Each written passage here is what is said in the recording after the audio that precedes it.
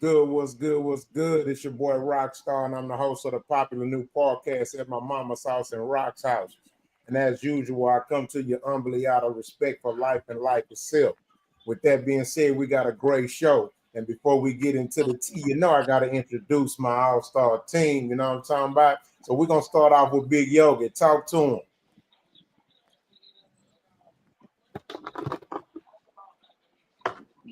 You muted. You muted. We didn't hear nothing you said. My bad. I'm here. Hey, Big Yogi in the mix like a blender. Know what I'm talking about? Keep calm. Fuck with a fat boy, baby.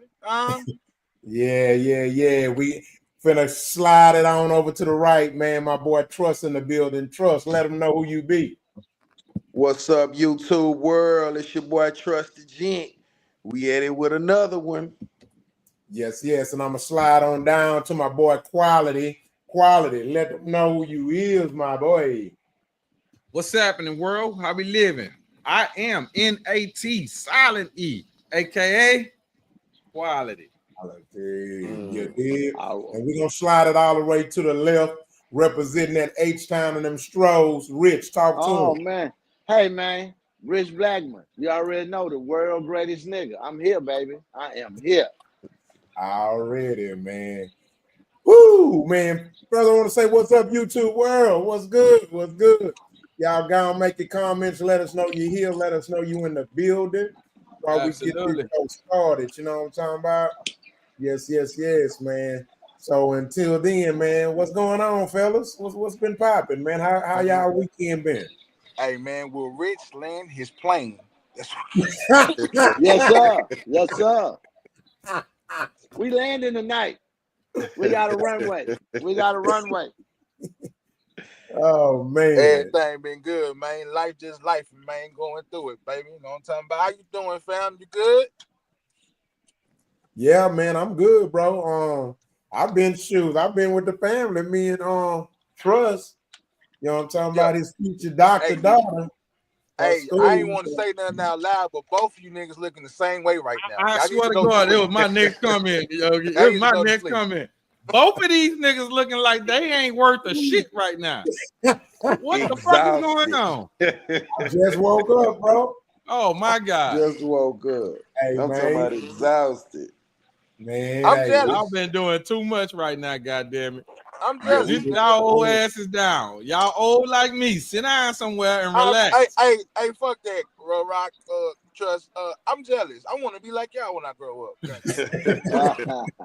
Man, we ain't, bro. This little hour nap we just got in. It's our first time sitting down since I got here. I swear to God, it looked like about an hour y'all got too. The both of you. I'm not bullshitting. Yeah, it's man. written all over y'all face. I'm jealous. I've been checking my steps. I've been for sure getting my 10,000 steps a day in out here. Yeah. Oh Lord. Yeah, I'm jealous.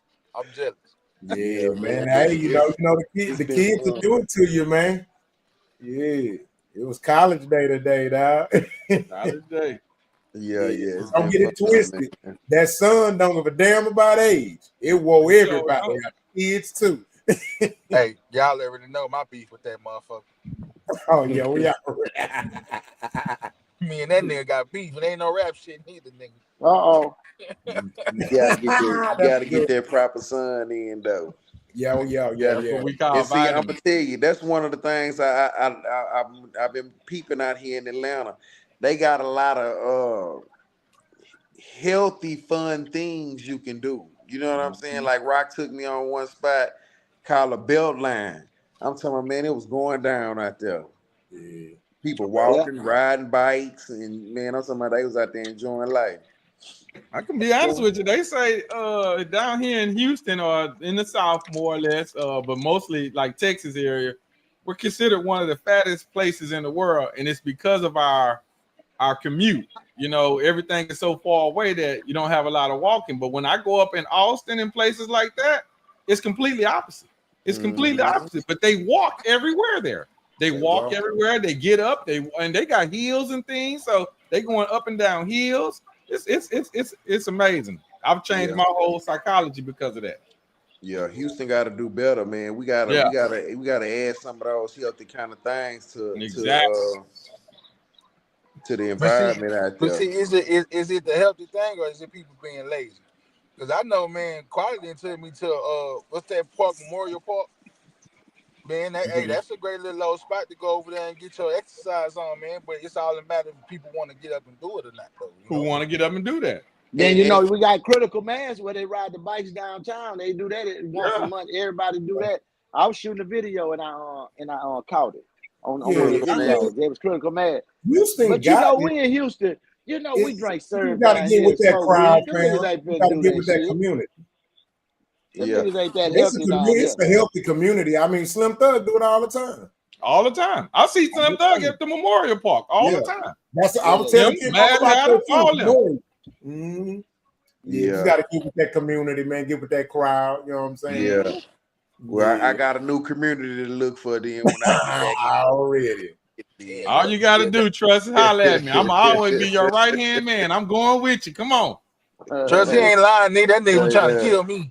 That nigga was trying to kill me. Like, man, bro, we went to nephew graduation, bro, at the Astrodome. Man, this man had me parked way in the back. Man, I swear to God, I got 10,000 steps just going to the pit. Hey, nigga, you're killing me. But see, that's a part. Nigga, you're killing me. That is a part of the unhealthiness right there. So many people, you'll choose to park right at the doorstep of the place you're going into. Fuck that. Park in the back and use that as your steps. Don't nobody want that sweaty nigga. Yeah. Because the life we be living, we usually don't get them in. So you gotta, when you can take advantage of it, take advantage of it. Yeah, grasp the opportunity, man. It ain't gonna hurt you. Yeah, I agree. It ain't gonna hurt you none at all. Yeah. It hurt me, nigga. My legs were sore in the bitch for 9 days. But you're a better man today because of it. Says who, nigga? Yeah, big Yogi say you ain't gonna do him, man.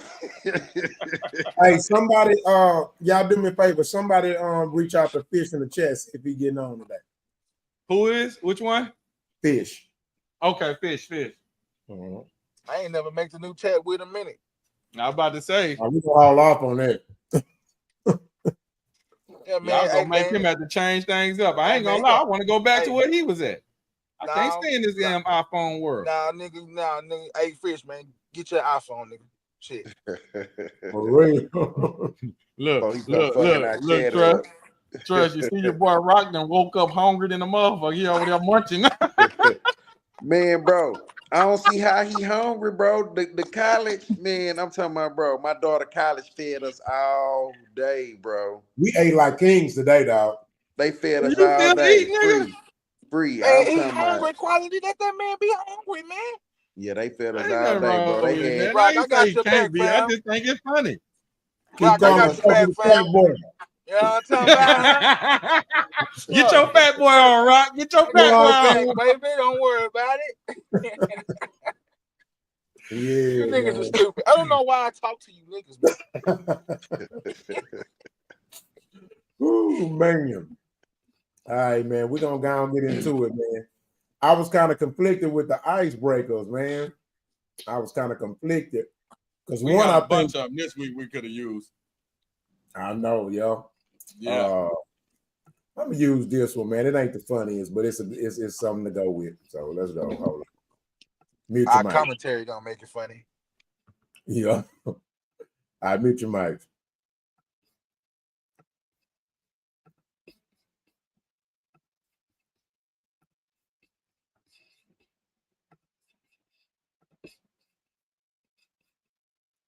Back with a clap on it. She was like, bow, bang, pow. What the fuck is you doing? What? You don't do that shit. It's a music video. No, man, you don't do that bullshit in no damn music video. All right, come on, start it over. Shit. I'm just saying. Just sit in the damn background, man. Sit in the damn background. All right. 3, 2, 1. I came back with a clap on it. She was like, bow, bing, how. What's wrong with that one? That was a good one, man. That was a good one. It wasn't no motherfucking good one. Nigga, what the fuck is you flying for? Nigga, I'm saying, like, we going places with this rap shit. Ain't going no damn where. You ain't rapping. With this rap shit. Sit in the back. This your last chance, bitch. Your last one. All right. Go. I came back with a clap on it. She was like, bow, bing, how, there, ooh. fuck is you doing? What? What the fuck? I came back.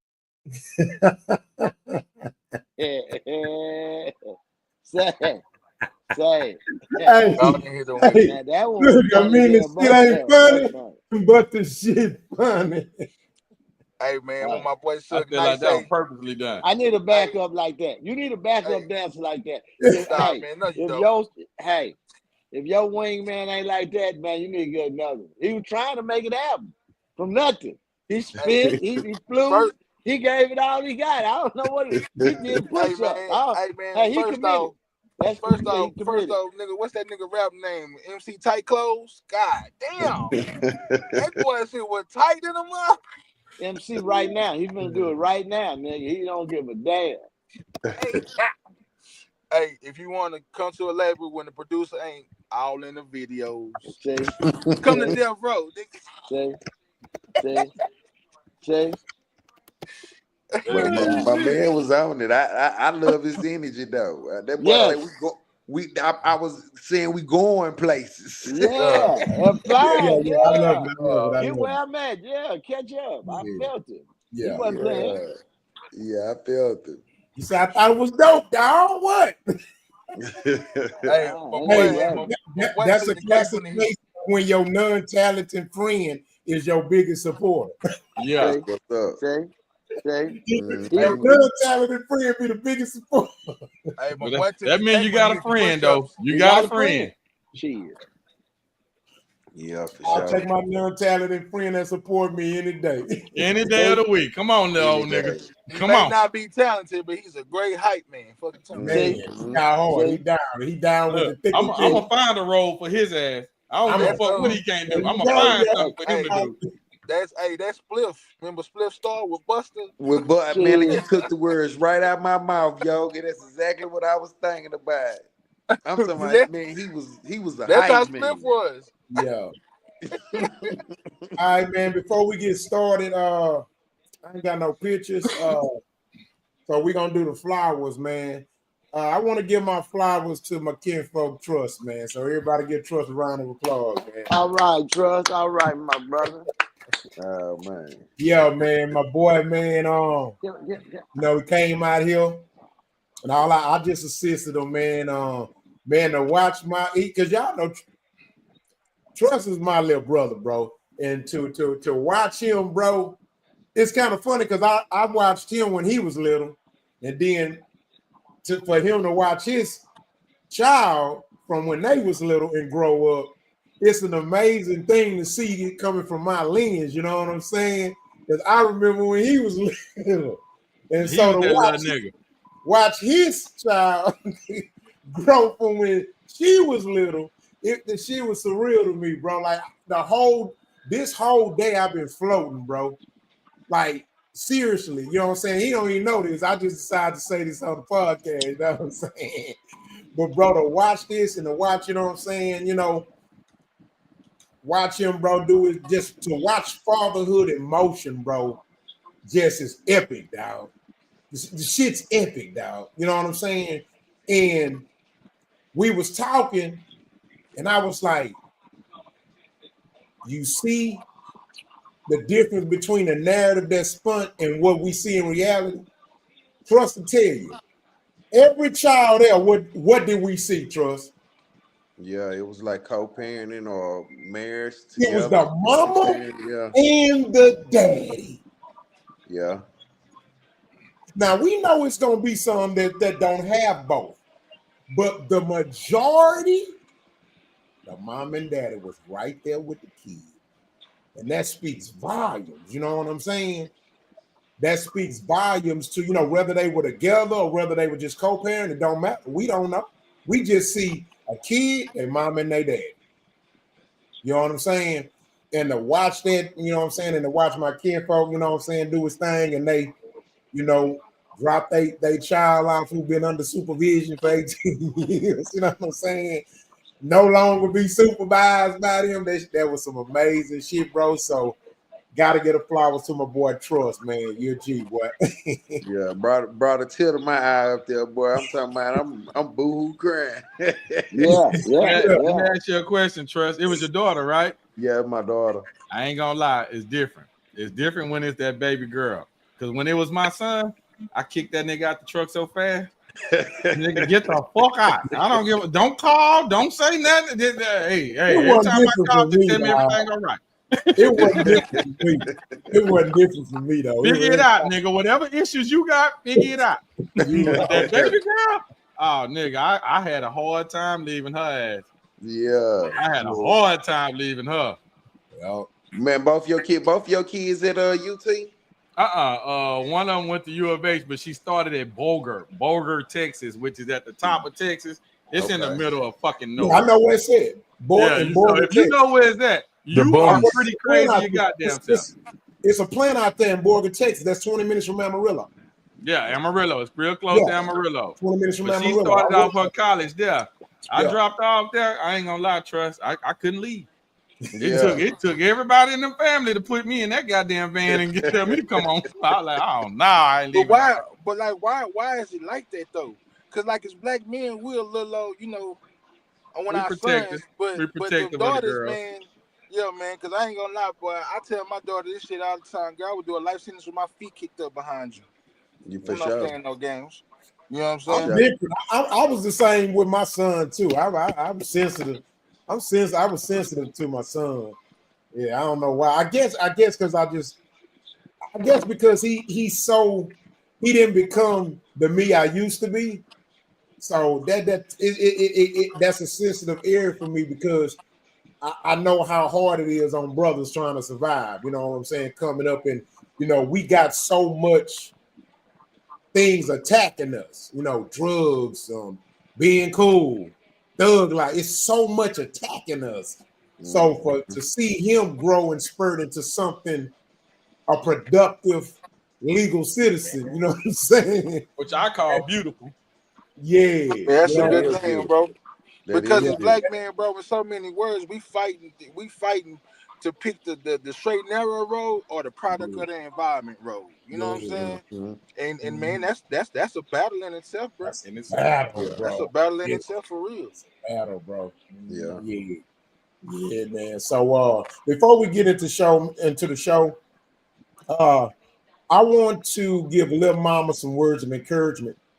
I want y'all to give her some words of encouragement. Let me let you know who she is. Now I want you to it's Lil Mama. She's going through something, y'all. You know what I mean? She's having some mid baby life crisis. You know what I'm saying? So I'm gonna play the video, and then after that, I'm gonna say who I want to go first. Y'all give us some words of encouragement, okay? Y'all okay with that? Yeah, I'm with you. All right, come on, here we go. I got you. Cool beans. Mute your mics. Let's go.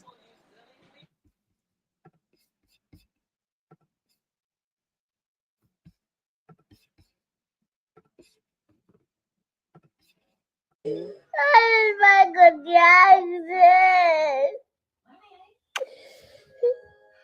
I'm crying. It's okay. I miss Michael Jackson. It's okay, mommy. Stop crying. Michael Jackson.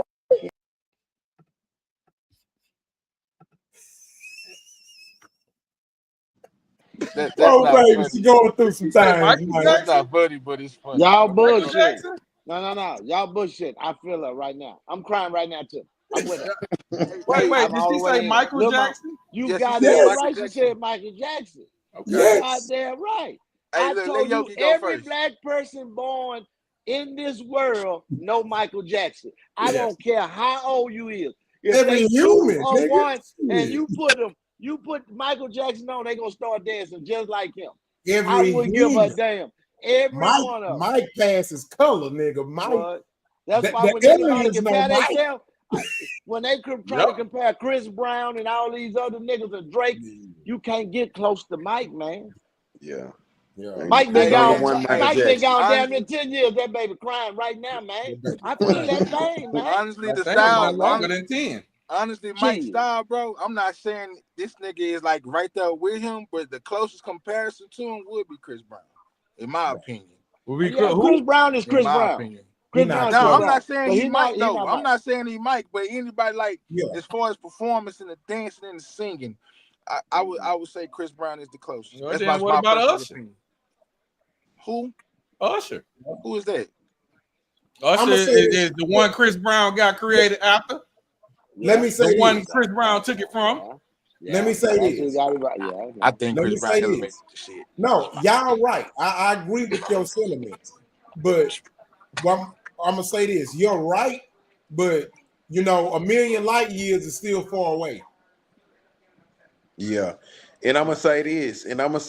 Any singer or dancer coming after Michael Jackson Got is that trying game to from be Michael Jackson. got that game from That is. Yeah. Hey, That Kobe is. Bryant, Yeah. Kobe Bryant came in as one of the greats because who he come after? Michael Jordan. Michael His Jordan. game is emulated right after the man. So And I mean, everybody whoever come after Mike, man, you trying to be Mike, but you'll never be Mike because Mike was that nigga. And look, and that's now, why, since we said it like that, this why I can't see Tupac not being the best. All these rappers are emulating Pac in some form of fashion. They are. Ain't no one no Tupacs before Tupac. Now all these niggas is little pieces of Tupac. Everybody. Mm-hmm. Everybody. Tupac and Lil Wayne. Hey, Rock, what you say? Niggas didn't start going ball out till our Pop. Nah, Michael Jordan. Nah, Jordan started that shit. Jordan started the ball. Jordan made ball cool. Mm-hmm. Niggas was wearing toupees after that. Who was before Mike? that? I mean, yeah. Michael Jordan. Say quality. Give them mama some words of encouragement, man. Let me see. Only thing I can say is I kind of if I heard the video right, I think I kind of understand. She's saying that coming from heaven, she missed Michael Jackson. Coming from heaven. So let me give some context. Yeah, help me out. Basically, the kid they exposed her to Michael Jackson, and she fell in love with Michael Jackson. The videos and the music. She missed him. Okay, so whenever if she's not seeing his videos in so long, whatever, she get declined because she wants to see Michael Jackson. All right, so my word of advice to her would be to let her know that Mike lives in your heart. So you have to understand that you're gonna hear his music, and when you hear his music, that's Mike talking to you. That's Mike communicating with. That's Mike showing you his love. That's what he left you. He left you his love, which is his music. So you hear that music and you interpret it as just what he left it as, love. All right, Rich, give us some words. Give Lil Mama some words of encouragement, real quick. I feel your pain, baby. I'm crying with you right now. I'm talking about. My heart is bleeding. Right, I feel her 120%. You understand what I'm saying? Because the thing about it is, they tried to ridicule this man about kids, about him having kids around him. We didn't understand. You see how little mama acting about him? He got an effect on the youth. That's what we didn't see. We thought they thought pedophiles and all that. That nigga affected youth in a way that no other human being did. You see that little kid crying. That nigga been there about 10, 15 years. She ain't even got a beater jacket. She ain't got a motherfucking glitter glove. She crying. So I feel I had the beater jacket and I had the Thriller jacket. And I had the glitter glove and the penny loafers. And the parachute pants. I'm trying to get them again. Yes, sir. And you walked in the club. Man. And you walked in the club with your own theme music, huh? I didn't walk in the club. I moonwalking that motherfucker with them loafers on. You gotta come in backwards. Let them kiss your ass when you come in. You understand me? Yes, sir. I come in the right way. You understand? Rock. Come on, Rock. What's your words, what Rock did? Rock had to go throw up. What happened, brother? Nah, I was going to say, Big Yoga, give us some words of encouragement. Okay. Hey, man. Back in his days, man, you had the records, the CD players. Not everything is on stream, baby. Whenever you get to feeling bad about Mike and missing Mike, man, just throw him on the deck, man. Turn it up. Get your jam on, baby. That's all you got to do. He lives through the music. He lives through the music. All right. Trust. Give some advice to little mama. Let them know it's going to be all right. For sure, little mama, it's gonna be all right. As long as we see people like you who know good music when they hear it, future is all right. Goddamn right. All right, y'all. So we're gonna go and get into it, man. It's a lot of shit going on. So we're gonna go and get into it, fam.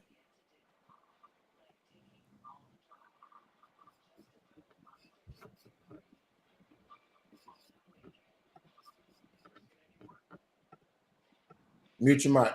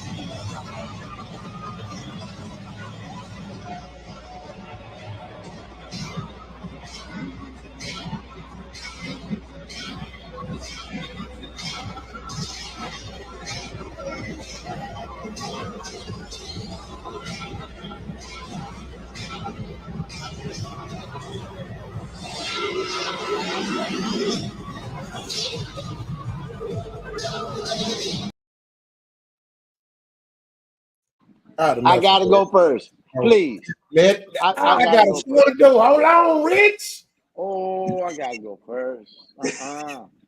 Come on, you fucking! You make my editing so hard. I'm gonna be quiet right now.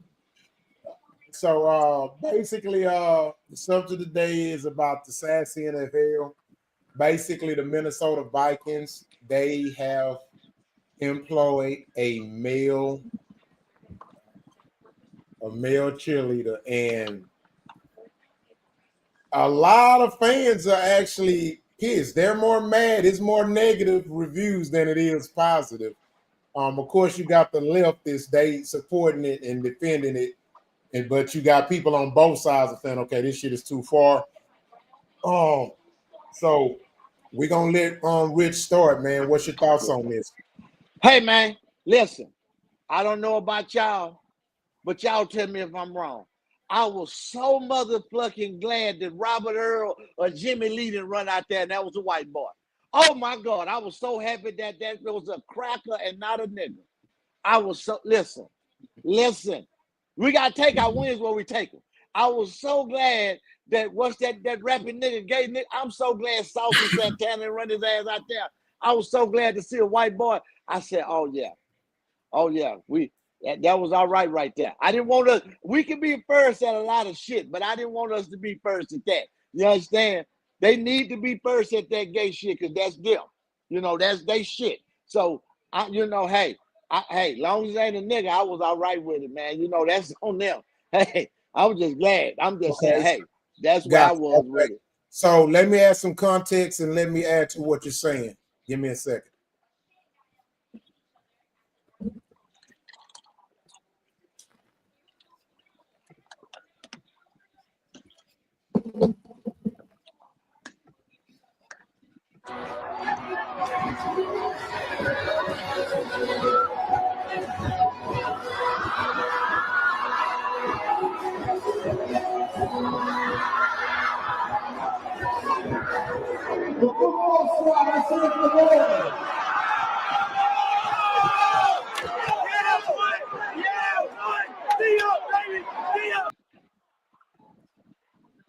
You might want to recant that statement. Man, that's the Dallas Cowboys. Them pussies already. What is you talking about? Man, them hoes already been doing that. That was shit. You had like to show me something. Then that's the Dallas Cowboys. It's not a Cowboy thing. Do you understand? I understand, but that's the Dallas Cowboys. That's not a Cowboy thing. Come on. That whole team is gay. We're not gonna do semantics. I'm just saying semantics. Let's stick to the topic. It's not a Cowboy hater thing. I know you don't like the Cowboys. I don't like them. They don't like the goddamn team. They ain't what I gotta do. This shit is bigger than motherfuckers' favorite teams. This shit is serious. The Cowboys is gay. How serious can I fucking be? Everybody say that. You can't show us no Houston, Texas men cheerleader. You goddamn. Let's get to it. What are you talking about? The guard on the Rockets, he was hunching another player in a room. This is not, we taking away from the conversation, y'all. This is not about a sports teams. It's about this agenda and how now it's starting to leak into a league where it's supposed to be full of alpha males. Fuck all these teams. That's why this is why I don't watch this shit. I don't give a fuck about these teams. These teams don't give us no money. They don't put nothing in the community. This is why I stopped watching this shit, because I knew where it was going. After the Kaepernick, I let it go. And I'll be damned. Look at this shit, bro. Now you're taking, now they're sissified a league where the most manly of men dwell. This is some scary shit, y'all. I don't think that shit gonna go how they think it's gonna go though. If they think having male cheerleaders get out there and shake their ass gonna have men rooting for that, you know what I'm saying? They gonna have another thing coming. Especially with a sport like football. Let me ask you this question. So, because I want to be more specific, do you think that's gonna stop men from coming to watch the football? You think I don't think so. You want to know what we're gonna do? I'm just being in general. We're gonna get used to it. We're gonna deal with it. We're gonna overlook it because we love football just that fucking much. Yeah, we're gonna overlook it. Yeah, well, I'm gonna say this though. We do have men in football because they just took that pride shit away from all the NFL teams. They won't wear the rainbows no more. That's over with. They took that out of there. They're not sponsoring that. So you got to realize too, the great white men that own the teams, they not with that bullshit. So sooner or later, once they get in their way or it knock into their money, that's when you'll hear about it. Because we just, we can say. I'm just saying, once it affect their dollar, if people quit watching it and affect the dollar and the bottom line, that shit got to go. But it's a manly sport. We just what said, I'm getting at is not gonna start watching it. Exactly. What I'm saying is the men will complain and the owners will get rid of it. Because you got to realize a lot of teams didn't have cheerleaders for the longest. See what I'm saying? That's just a add-on thing. And if it's gonna bring distraction to the team in a negative way, what player gonna want to play with a team and the nigga ranking on you talking about you got pumps as cheerleaders? You see what I'm trying to say? This is what's the conversation gonna be had. So you know what I'm saying? If that's gonna have them niggas feeling uncomfortable, and you know that, like he say, alpha sport. Right now they getting paid millions to shut up and play football. But you know, once they get to I don't want to be riding this kind of type shit. You know, I don't think it's gonna go good around a bunch of men anyway. Because men are men. I'm just saying, I don't think we just sat and watched the video where a dude is out there dancing for a professional football team. So can you say that? They trying it. Man, and what team they tried it with? The Minnesota Vikings? Go try that shit in hockey. I'm just saying they tried it in Minnesota Vikings. Ain't nobody in Minnesota. Come down south and let's see how this works. Go to some of them big cities where the money at. Man, my take on this whole matter is short and sweet, man. These motherfuckers steady trying to push an agenda on every motherfucking thing, bro. We can't watch bro. I don't know how much TV y'all watch. I'm not really big on TV. I got certain shows, right?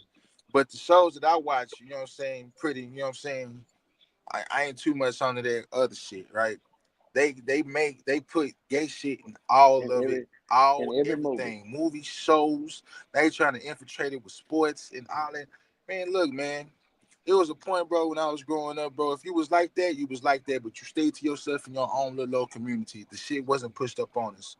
Because whoever made that shit to where you can put that shit in the public eye, they forcing that agenda on us, man. Y'all are forcing that shit, and this ain't even got nothing to do with what I'm finna say, because kids don't watch football. But y'all push the agenda on kids. Y'all don't even give them time to grow up and see what they're gonna be, see what they're gonna turn out to like. Stop forcing that agenda on people because everybody not with that shit, bro. Not at all. I'm done, bro. Yeah, Too much I'm gonna said. say this. You know, I'm gonna say this. Listen, the closest addiction Americans have to crack and fentanyl is football. Damn. God damn. Cigarettes? Prove What me about lying. alcohol? What about Outlet. alcohol? That's football right up there with it. Listen, men are not going to stop watching the NFL. Look at all that has happened. The racist shit, everything. I hate to say it. That's why I stopped watching it. I had to deprogram myself because I realized that I saw this coming. I saw this coming then, bro. I'm like, what? And it's only going to get worse, man. I don't think nothing's going to stop it, and I don't think the NFL is going to back down. I think the NFL is going to slowly push it. They're experimenting right now. I don't think it's going to stop. I got a question. So, all right. So it was one. I don't know what year it was in particular. It was a few years ago. The Cowboys drafted an openly gay football player. Y'all remember that? What the fuck? I do remember that. Where the fuck is he at? I do remember that. I kind of agree with Rich on them just trying some shit because, like, where the fuck is he at? And this shit right here, this shit gonna be pushed out in a little bit too. You know what I'm saying? But my thing about it is, why even do it? Why? Like, there's no point to it to me. You know what I'm saying? That's just my personal opinion, bro. Well, And now you seeing what I'm seeing. They knew what was going to happen. They knew. Come on, listen. These people got to understand that all these companies and these entities, they're not dumb. They hire psychologists to help in finding out what's going to be the reaction of people. How is people going to react? How do we push this agenda and get away with it? How do we push it? Do we do it this way? Do we do it that way? It's called social engineering, y'all. So they weren't just freestyling, bro. They have a 7 to 21 step program with this shit. They didn't just throw that shit out there, bro. They smart, bro. I don't think when they sat down, I don't think when the Minnesota Vikings sat down and said they was gonna put dude out there, they was thinking about an agenda itself. You know, the business world has no integrity. They just care about their bottom line. You know what I'm saying? And in the business, women spend more money than men. You know what I'm saying? This is a fact. Women spend more money than men. Homosexual men spend more money than straight men. So I figure like they was just going after a targeted audience, open market, because I'm pretty sure because sex sells. We got to think of that. Sex does sell, so I'm pretty sure it's gay men watching sports. Lusting or doing whatever the fuck they doing. Let me respond to that. But is enough of them? Hold on, Rich. Let me respond to that. Let me rebuttal. Trust. These $1 million, $1 billion companies are not just doing nothing with no psychological advising. When you walk in a grocery store, those snacks on the end of that aisle are not there just there. They're there for a reason. They're purposely put there for a reason. You know what I'm saying? So trust me. They didn't just throw that out there. Business is psychology. Psychology is heavily a part of the business strategy because their goal is to sell to the mind. So I'm telling you, it's a plan, bro. They didn't. And just that's exactly what I said. I said. They ain't just throw them out there. It's a business move. It's a targeted market that they after. Yeah, that's exactly what I said. Oh, okay, gotcha. I agree. Yeah. Yeah, go ahead, for sure. No, I ain't had nothing to say. I'm playing with Landon. No, I'm listening to you. Quality, your thoughts? I'm gonna go back and hit on what Rich said. The cheerleader thing. First of all, let's just start right there. That was the great Jerry Buss. that created that in the Laker world. And what it was he put a bunch of beautiful women on the court to bring people to his stadium. It's exactly what Rock said at that particular moment about it was strategically, I think I'm saying the word right, but strategically done to where it was a strategy in which he was trying to in place, which was to bring more people into the stand. Not people that like basketball, but once again, back to what Trusty said, sex sells. It was meant to bring people to the stadium. I don't give a fuck if you like basketball or not. You'll spend your money if you're in my club because of these cheerleaders, and these cheerleaders are in there, and you're going to spend your money on your drink or your what you call your wings, your burgers, whatever. You'll spend your money. So that's the reason why they got them there. Now you get to the football part of it with once again, we're gonna go back to what Rock said. Football is so big. It is so big that y'all, I don't know if y'all understand this, but Sunday used to be God's day. It is football. Sunday has become football day. It ain't God no more. It's football. That's just how big and powerful this organization is. So when they do little things like that, I'm not gonna lie, y'all. I ain't gonna think much of the dude out there doing that because I'm not gonna pay too much attention to him. And that's just me. That's not to say that the narrative of him being out there ain't right or wrong. It's just for me. I know how I am. I ain't gonna pay no attention to that bullshit. But like Rock say, I am gonna watch football. I am gonna watch football. So look at where we're at right there, and it basically speaks to what Rock has said. I'm gonna watch football regardless of what. They gonna watch that shit. Yeah, y'all niggas love y'all football. Yeah, man, we love football, nigga. I'm gonna watch my football. So yeah, man. I mean, goddamn, you got to look at it too. You got Texas. God damn it, you know what I'm saying? Fuck y'all. I'm gonna watch football. But look though, then you also gotta look at it too for the people that don't go to the game and watch TV. We don't even see that shit. We don't see the cheerleaders. We see the game, nigga. So of course the nigga still gonna watch it. Now you see that more with people that's at the game actually, and like Carter said, man, I'm not gonna be paying attention to that shit. I'll be looking at them hoes. For future reference, that's not what Quality said. I just said I'm not paying attention to him. I sprinkled a little sauce on it, goddamn me. Well, on that note, we're gonna go into the next subject, man. Good shit. Mute your mics.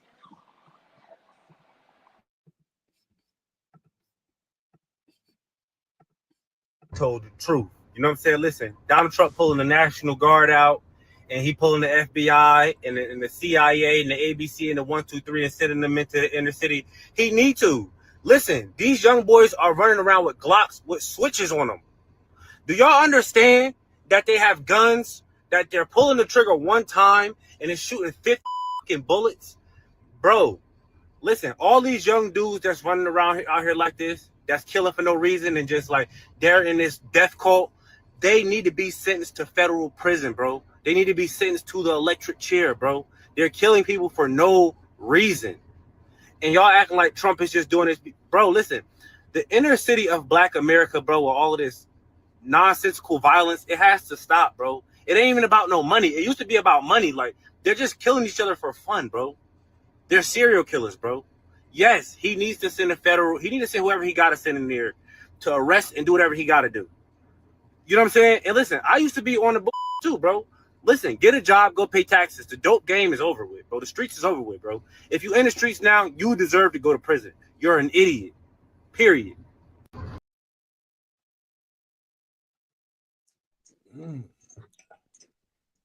Said a lot. It's heavy. So with that being said, I want to add context and spark a conversation, man. So basically what happened is in the DC area, a part of Trump's plan to y'all mute your mics, so I hear some noise. A part of Trump's plan to help kind of downsize the amount of crime that's going on. Basically he started with the worst cities, and in the DC area he said he want to start with that. I watched some of his interviews and talking. He was saying it ain't no way that some of the worst crimes should be down the street from the presidential office. He said it looks bad. He say it makes us look like we're not doing our job as leaders and as, protectors of law and ambassadors of the law. And he said it's quite embarrassing. And he said at this point, it's time to make some changes. Let me also add some to this. He also let it be known that one of his biggest missions as well is to fight the war on fentanyl. Now, let me say this. Fentanyl is a white man's drug. Meth is a white man's drug. Let's make that clear. And so for this man to specifically target those two drugs lets me know it's not about color to him. Because if you gonna have a war on meth and fentanyl, you clearly ain't gonna catch you ain't gonna lock a lot of niggas up on that. Meth, fentanyl, white folk drugs. So that lets me know he keeping it G on that. He ain't making it a racist thing. But my question, I guess the topic is black politics. What are y'all thoughts on it? And are we kind of out the bar when it comes to politics or what? And of course y'all can incorporate this subject. I want y'all to incorporate that specific situation, what's going on in the DC. And also keep in mind, in the first week that he did that, it hadn't been one murder.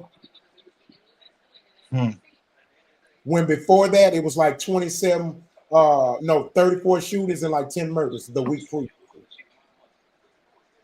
And a lot of people out there, a lot of blacks are actually happy. They're like, yes, we needed this shit.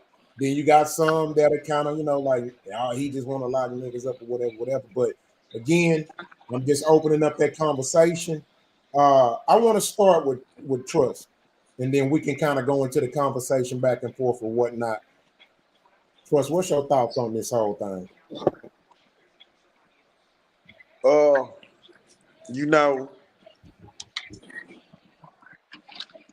It's always a good thing to get crime off the street. You know what I'm saying? I'm not against him getting crime or getting people who are breaking the law off of the street. However, in Washington, D.C., if you look at the numbers, crime was down from a year ago already. So it ain't like crime was peaking. You know what I mean? It ain't like crime was peaking. And then to say this too, I gotta say this too.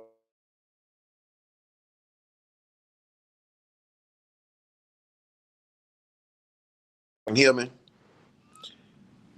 Y'all can hear me? We gotta listen to wording. Cause see, when crack hit the street, it was a war on drugs, right?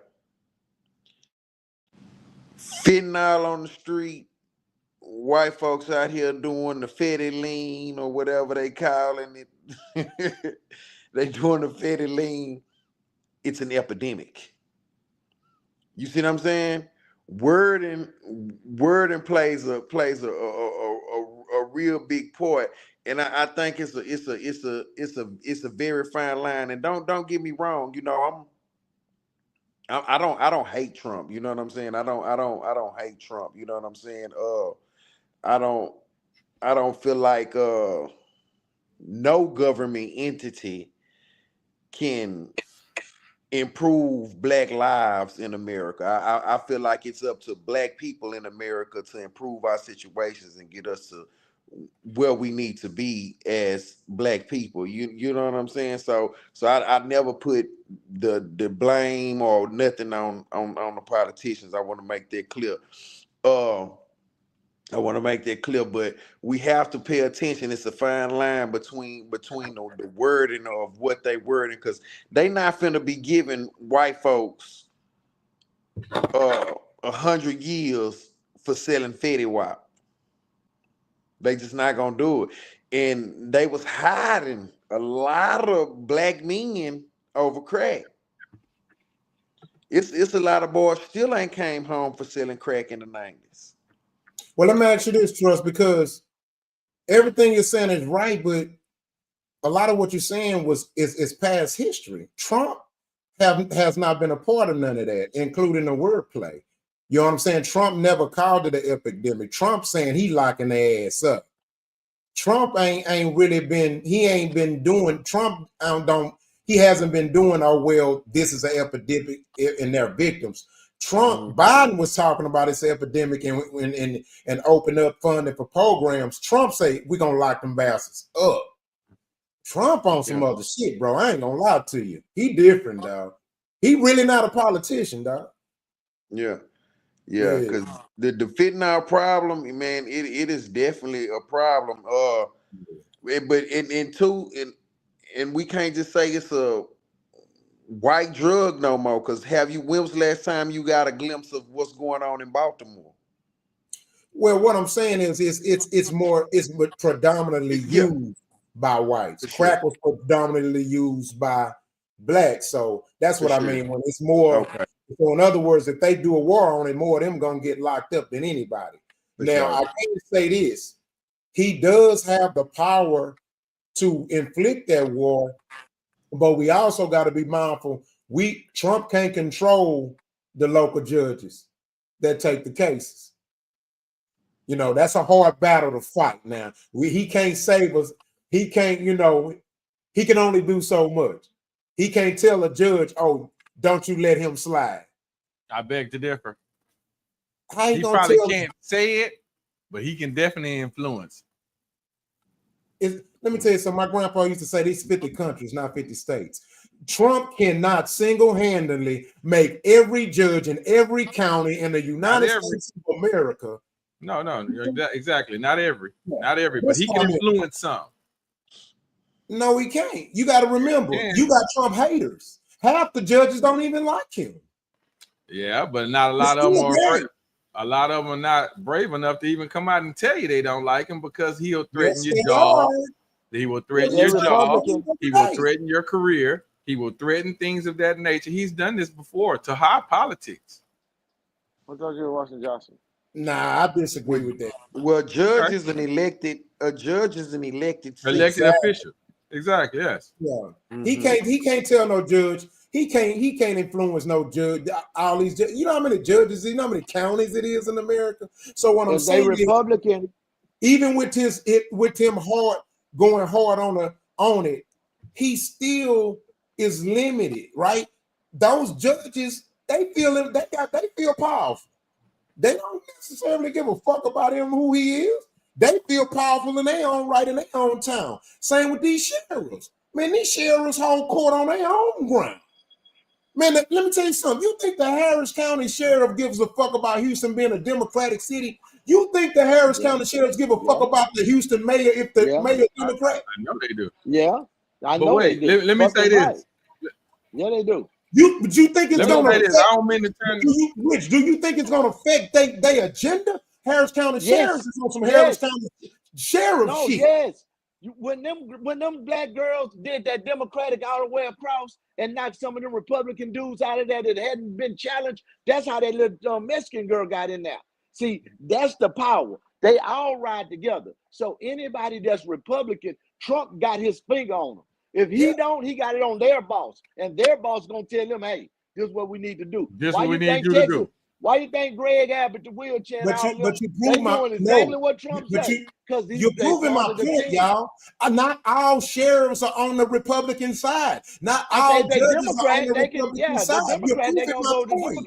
That's what I'm saying. I agree with your point, though. On that point, I agree with you. It's not all of it.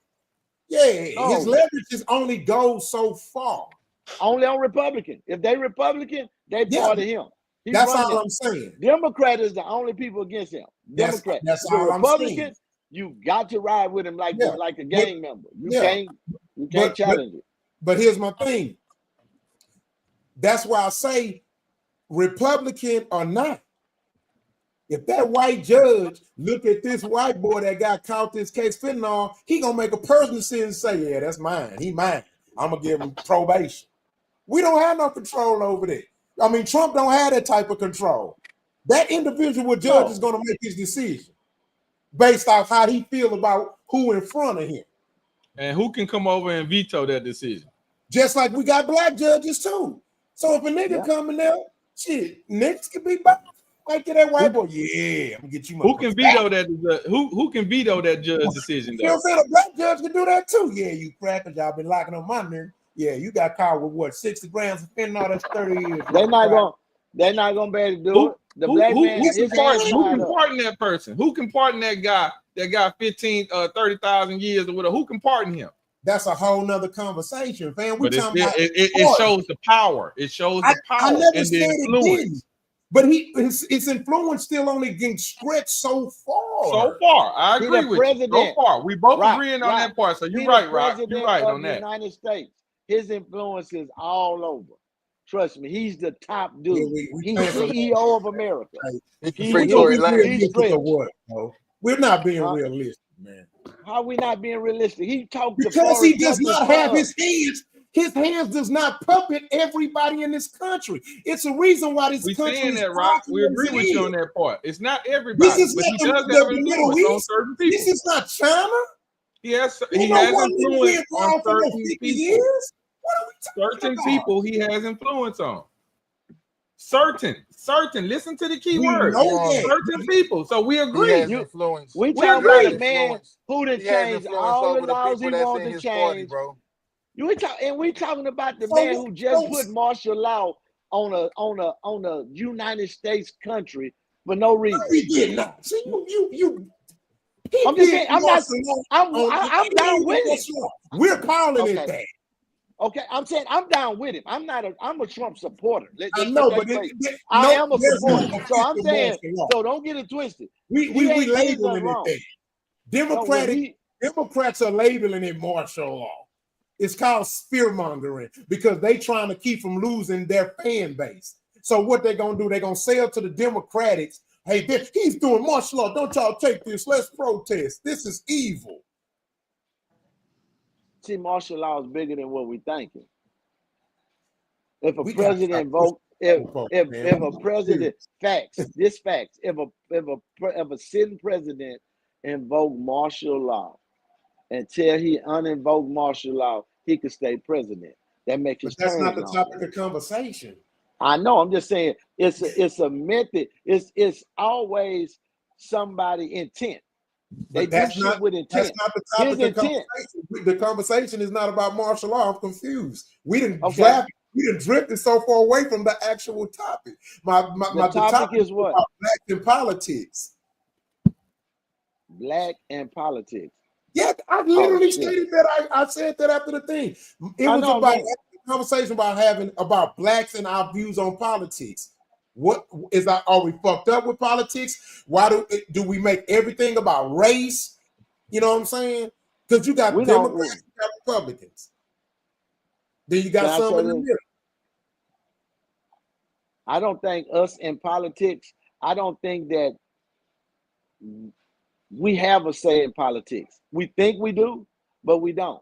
I don't think that the elite of the world will let the people with less money and don't know how to manage money or how to run anything pick a person to run them. I don't think it works like that. I think they just do that to let us get the popular vote to see how the country going, which way, and then they figure it out. I just don't believe that they let a bunch of American people that don't have shit vote is the one that's going to run the world for the rich people. I don't think they think like that. I don't think they think that much of us. I think they think a lot less of us. You know what I'm saying? You can tell with the school system and how they set everything up. So I don't see us in politics it's all in water.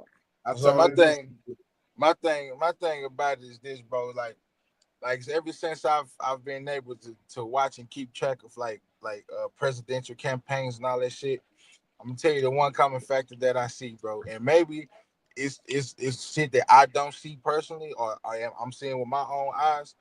But what I noticed is this: they'll run all the presidents that's then ran. They'll run some type of game to get the black vote, right? Oh, well, we'll do this for the black community and we'll do that. But then when the black people ride, okay, we're gonna go vote for him. They don't do shit for us. So when I'm at with politicians, I don't give a fuck who in the office. I'm gonna still go do what I gotta do because I know they ain't gonna do shit for me. There you go.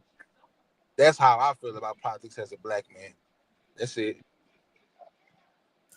I would like to say this part on ending what Yogi just said though. I always say this, and I could be crazy, and I know some people gonna think crazy when I say it, but I figure we as black people need to go where we are. I want to say wanted or appreciated. Let's go back to Africa, man. Let's go back to Africa and let's build our land. Let's go build our land. Let's build us a land. He say that a lot too, because he tells me that. Right, man, go back somewhere. And I'm not sure. I had to depend on somebody like Rock or somebody to tell me how that particular demographic is over there. But I'm not gonna lie. I want to be somewhere where people look like me, and I'm not judged because I'm this black. I'm a pretty black ass nigga, man. And most of the times when I move black around, I know it. Hey, man, I get it. But on the same token, I want to be appreciated just for being the person that I am. I'm a really good person. I don't know if anybody know that, but I really am. But if you judging what I look like, then of course, you can be somewhat intimidated, I guess. I'm not all the way in love with America quality, but I'm not moving to Africa. I ain't going to Africa, man. I'm not African, so I can't do it. You can go there. You can go there. But I do agree with. Let's move to Canada. But I do agree with both of y'all. You know what I'm saying? Politics. I feel like politics does nothing for blacks in America. You know what I'm saying? And us as blacks, we got to realize that and start doing something for us. You know what I'm saying? I believe we can build something right here in America. Mm-hmm. You know, it's been done before. You know, of course, we can say that, okay, well, when we did it this time, they did that and they did this and they did, which they did. You know what I'm saying? But consistency is the name of the game. It is. Consistency is the name of the game. You know what I'm saying? So that's the thing, man. We gotta start building shit for our own shit. Buying up land. Now, can we be consistent? I saw something the other day about how they got a group of white folks buying up land, making white only towns. Yeah.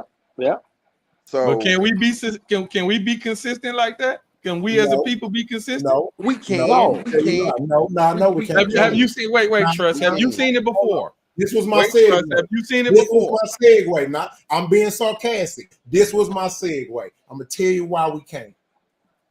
Because some of the same shit that I just heard spewed in the last 5 to 10 minutes. Look, let me tell you something. You can't beat a nigga in chess playing checkers. We here. Politics is the fucking game. Now, is that the end all be all? No, it's not. It's not at all. Here's the problem.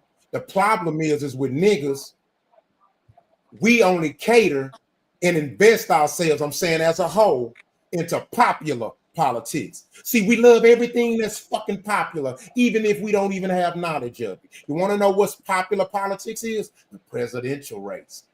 Now, you break that shit down to the governor, to the mayor, to the fucking mayor, to your city district, council district representative. Most of us don't even know our council district representative name.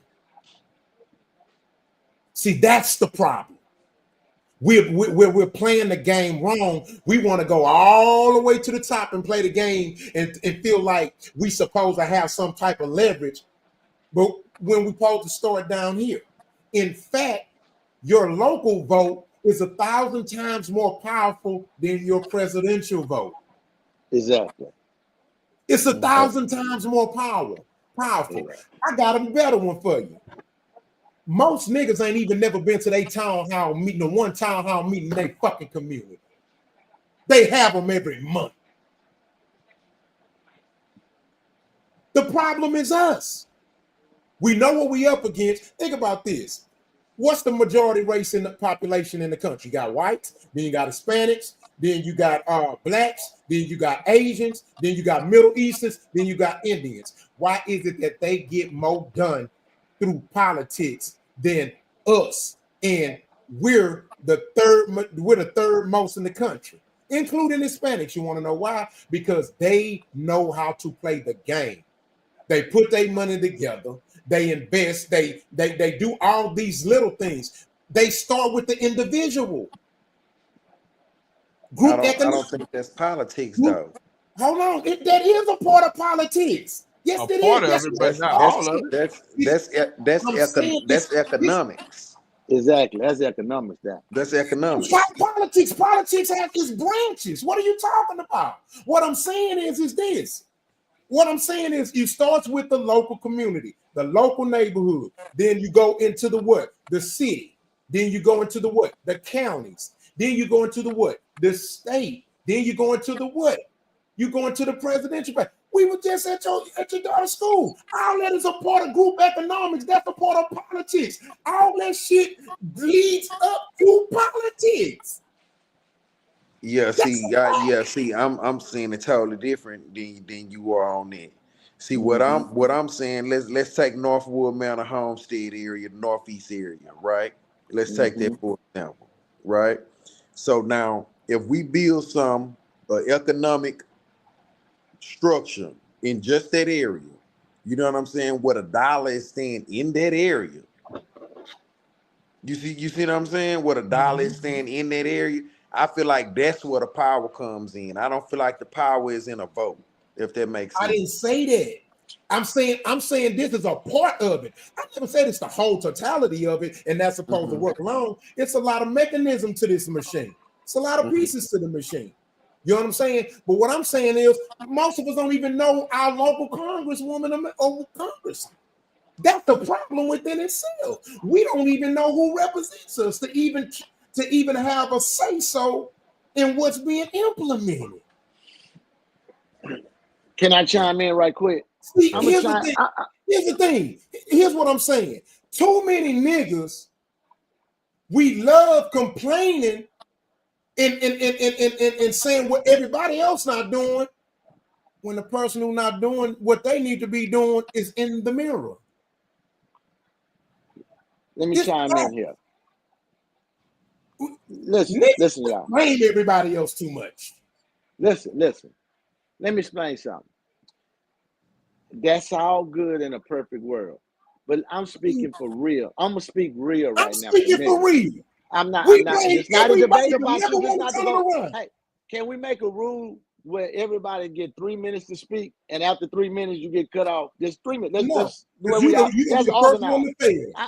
Okay, I know how to talk within 3 minutes if I can talk. But you're gonna be the first one to fail. But go ahead. You see, now I got to go back and forth. So that you see, what I'm saying that, but I didn't have to. I'll keep That's the way it is. Go, nigga. What I'm saying is, keeping it real is, how in the fuck is we as a people gonna worry about this, that, and the other when we're trying to keep our lights on, our water, feed the kids, make sure this happening? We are trying to stay alive. We are struggling to make it. And so whatever they got going on, I don't care about. I mean, I'm not saying I don't. I'm just saying the people. They don't care about the Congress dude or this dude or who the judge or who that. Don't get in trouble. You don't have to see none of the motherfuckers because you're trying to go to work. You're trying to be a family man. It's so much other shit in front of you that you can't even really focus on that and give it to your attention. The motherfuckers that do that already got money and they seeking power and position and they got time to do that. But the everyday man, he ain't got time for that because he gotta make it till tomorrow. Victim Olympics. And this, I'm victim not saying Olympics. All right. I'm not speaking victim. I'm talking fact. Nigga, that's victim talk, nigga. Yo, light sound, nigga, that's your motherfucking problem.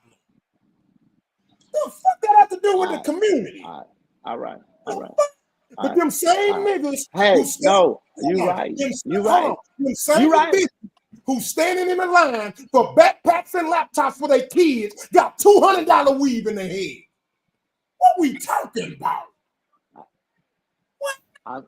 I'm back to what I said. I'm talking about men. I ain't talking about women with $200 hair in their head. Jordans on.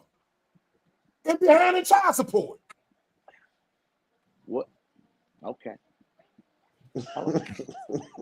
Hey. I can't. When he get that white rage like that, I have to let him go. You gotta let it go. I didn't let it go because I know he turned to Aubrey. He Aubrey Graham right now. He gonna be all right. He gonna Sometimes get back the to shit you Kendrick in a say minute. is He gonna get. insane. I be like, how did you? I be like, you're really rationalizing what you're saying. It's fact, man. It's the real world. It's fact. Ask the audience. Ask the And it's audience. opinion. Yeah. It's his Ask opinion. He's YouTube. entitled to that. They gonna tell you. Yes, he's entitled to it, and I'm entitled to respond to that crazy ass opinion. But that doesn't make you right or make him wrong. It doesn't make you wrong or make him right. I didn't say that. This is People just gonna how I look at- respond to some crazy shit. They might think you crazy. It's gonna But be I like understand his crazy. I understand your crazy too. So I get both of y'all. Both of y'all are making legitimate points. If a man is Really trying to talking make it and struggling with it, got a decent job or whatever, have you doing, you ain't really focused on that because your life is going good. Your house paid for, your car, your family good, you doing good. I got you, T-Ben. That's a great comment. T-Ben put a good one out there, Rock. Take a look at that. Come on. What they say? Thank you. You can take some club nights off. Thank you. He meant to say learn about their local politics. He's correct. He's correct. But I mean, there's a lot of things we can do. The question is, are we going to? How many of them graduated? How many graduated? I'm just saying. So how much they gonna want to learn? Victim talk. That ain't victim talk. That's fact. If you don't talk facts, you'll never know what the problem is. And that's why we're fucked up. Victim talk. Nobody a victim. Ain't nobody a victim. Ain't none of these niggas or nobody out here think they're a victim. I'm telling you, you say they got $200 Jordans on it, $300 hair. They damn sure think they the victim. They think they the shit. So they not talking victim. Excuse me. Ain't nobody said, oh, help me, man. Ain't nobody on that bullshit. It's what they prioritize. Yeah, they priorities fucked But up. a lot of the mindset is like that. I told y'all a couple of weeks ago, the biggest form of slavery was actually not chains. It was this, bro. It was the mind. Yeah. And how do you think we break away from that? Yeah, because you program. What do you mean? How do we break away from that? That's you say the biggest form of slavery is the mind, right? Yep. How do you break away from mental slavery? How?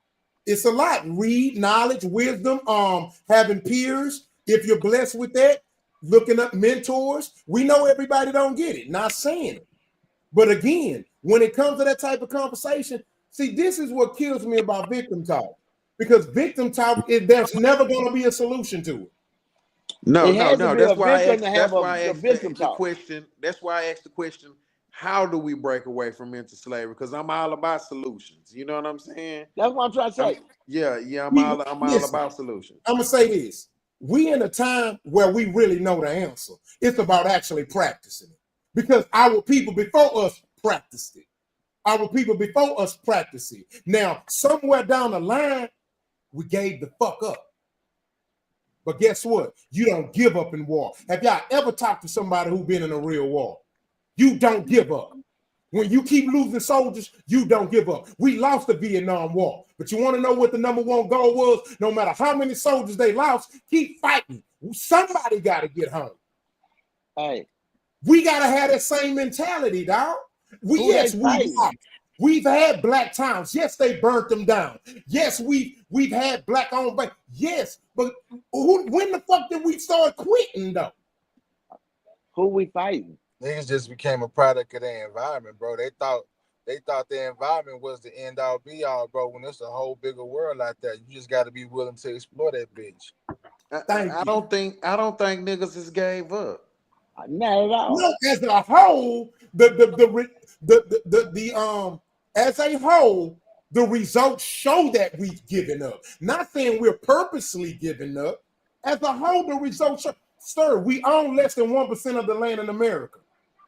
By 2035, we are not going to own nothing. So 30 years ago, we actually owned 22% of the land. You say 30 years ago, we owned 22% of the land. I could be out, but we own way more percent. We went from a certain percent owning a certain percentage of land as black people to owning like less than 1%. Mm-hmm. Because nigga was broke, they had to sell it. And when you speak of land, what you saying? Farmland? Farmland, property, just in general. You know what I'm saying? Yeah. You Yeah, got to they- remember, most black most landlords looked like you at one point. So what happened to them people though? What you think happened? What happened was they value money over the land. Thank you. You got to think about it. So they were just trying to get a quick dollar. No, the people of that particular town would probably try to buy the land from them. They would buy everything around them, and therefore leaving that person with just that person on that particular land. Eventually, you're going to end up selling out. You got to. I mean, what they call it though, putting the pressure on. You got to realize. Yeah, there you go. There you go. But before gentrification, they gentrificated the mind, because what they did was everybody over there in Fifth Ward, Trinity Garden, because all our people had property over there. My grandpa had about 3 of them. But guess what my mama said? I ain't staying around no Fifth Ward. She moved to Kingwood, Humble. And you that's see what I'm saying? And then when grandpa died, how you think she thought about that shit out there? The Mexicans say, here go 10,000. All right, it's cool. It's worth 60. It's worth 80, but they don't give a fuck because they don't see value in it, because they like, that's the ghetto. You see what I'm saying? You but look at what they're doing to it. I know the Mexicans got it. I'm just saying, but my parents, our parents, was taught to get up out of there and go to better.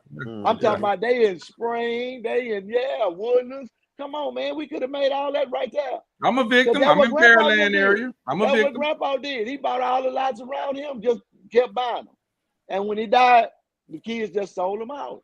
You know what I'm saying? And that's what I'm a strong believer in. When you get your money, fuck one to run, go live with white folks. Buy some earth. Build up around you. I believe in it. Yeah, for sure. I wish I would have known what I know now. I wish I'd have known it then, because I would have done something similar to that. I was always, most of us, it's what we brainwash. We brainwash to think that, oh, I want better. I want better school district. I want this. I want that. I'm looking for this. So yeah, we moved to those Kingwoods, those Sugarlands, those Woodlands. We moved to these areas. Guess what? Thinking that we're getting that. We hated ourselves, because did you know that originally Fifth Ward had its own hospitals, own dentists, own nurse, had its own high school, had its own colleges, had its own shopping area. It was a city within itself.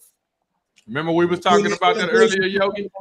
Tell me why they sold their property, moved out elsewhere, and then that's how it became a hood, because the people who couldn't afford to move out had to stay in. And then that's when time. So you saying that's my point though. That's my point. Ward been a hook all his life. My point about it is this. No, it has not. No, it has not. Hold on, bro. Hold on. Shit. So trust saying, like I ain't gonna say trust, my bad, trust. But y'all say like motherfuckers get to a point where they can get out of that shit and go move to the white people land, right?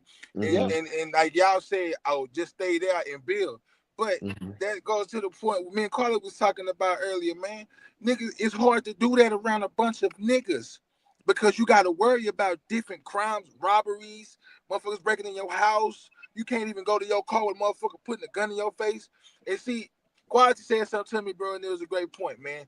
The place, the neighborhood don't make it the hood. It's the people that makes it the fucking hood. So that's why people, when they get they hit that point of money, they get the fuck out, because they don't want to be around this shit. And then what's the point of building there if niggas ain't gonna do nothing but tear it the fuck down? That's a wasted investment, don't you think? Okay, no, let me respond. I wanted to respond to him. Okay, go ahead. Like minds attract. Like minds attract. So if you doing your thing right, and you getting with other like minds in your community who doing y'all thing, and y'all stop motherfuckers from we're not gonna allow motherfuckers from tearing up our community. We're not gonna allow bullshit. See, we gotta stop overlooking bullshit. Now that's something I agree with Rock on you know what I'm saying? Calling out the bullshit. Okay, Joe Blow want to sell drugs across the street. I'm gonna walk across the street, let Joe Blow look. I don't know what you doing, but we building up over here. This shit ain't gonna go down right here. Understood. Yeah. You know what I'm saying? Lil Poo Poo and them want to hang at the motherfucking store, bringing down your property value. Check Lil Poo Poo and them ass on that shit, man. Y'all ain't got doing them it. switches Guess now. what? Your ass go to River Oaks thinking you gonna hang out at the store, do all that shit. We call them Karens. Karen gonna pull up and let you know. We don't do that over here. But think about it, Trust. Lil Poo Poo and them got them switches. Quality, we got those too. That ain't shit. Let me help you out. Okay, what's it? All of a sudden, now the war's against us. Now we going to war against us. No, this is what we do, Quality. Instead of being so anti-cop, we need to work with the good cops, build a rapport, and have them assist us when we need them. And it makes their job easier. Hey, so Yogi, hold on, Rich. Give me 1 second, Rich. Give me 1 second, please. I want to respond to what you said. Okay, I'm gonna let you do that. Give me 1 second. I just want to make this analogy right quick. Me and Yogi was talking about, once again, we clearly we had a conversation earlier, and we were talking to something similar about this. But you remember the Lions? I told you about the Lions. Okay, so you got a man in front of you, right? And this man is looking behind him, and it's like 1 million lions. Now, all these lions ain't hungry. All of them don't want you, but it's like maybe that one right there is a good line, and that one is a good line, and those two back there, they good lines. But you got 1,000 fucking lions behind you. You're not gonna stop to try to figure out which one the good one. You're not finna so stop. When you say that about the good cops, that's what I mean about the good cops. Wait a second. Here we go. Know several cops. That wasn't the best analogy, fam. Let me finish. If you allow me to finish, you might can understand a little better. You gotta allow me to finish. Okay, so now with that analogy you say about the good cops and all that there, it's not as easy as you think to identify who's the good and who's the bad when it's so many of them that do so much bad. See, when we getting killed and stuff like that and all that there, just because just who we are, that's not, I mean, it's hard to identify who is good and who ain't when they all got guns and they all pointing them at you. Quality. Hold on,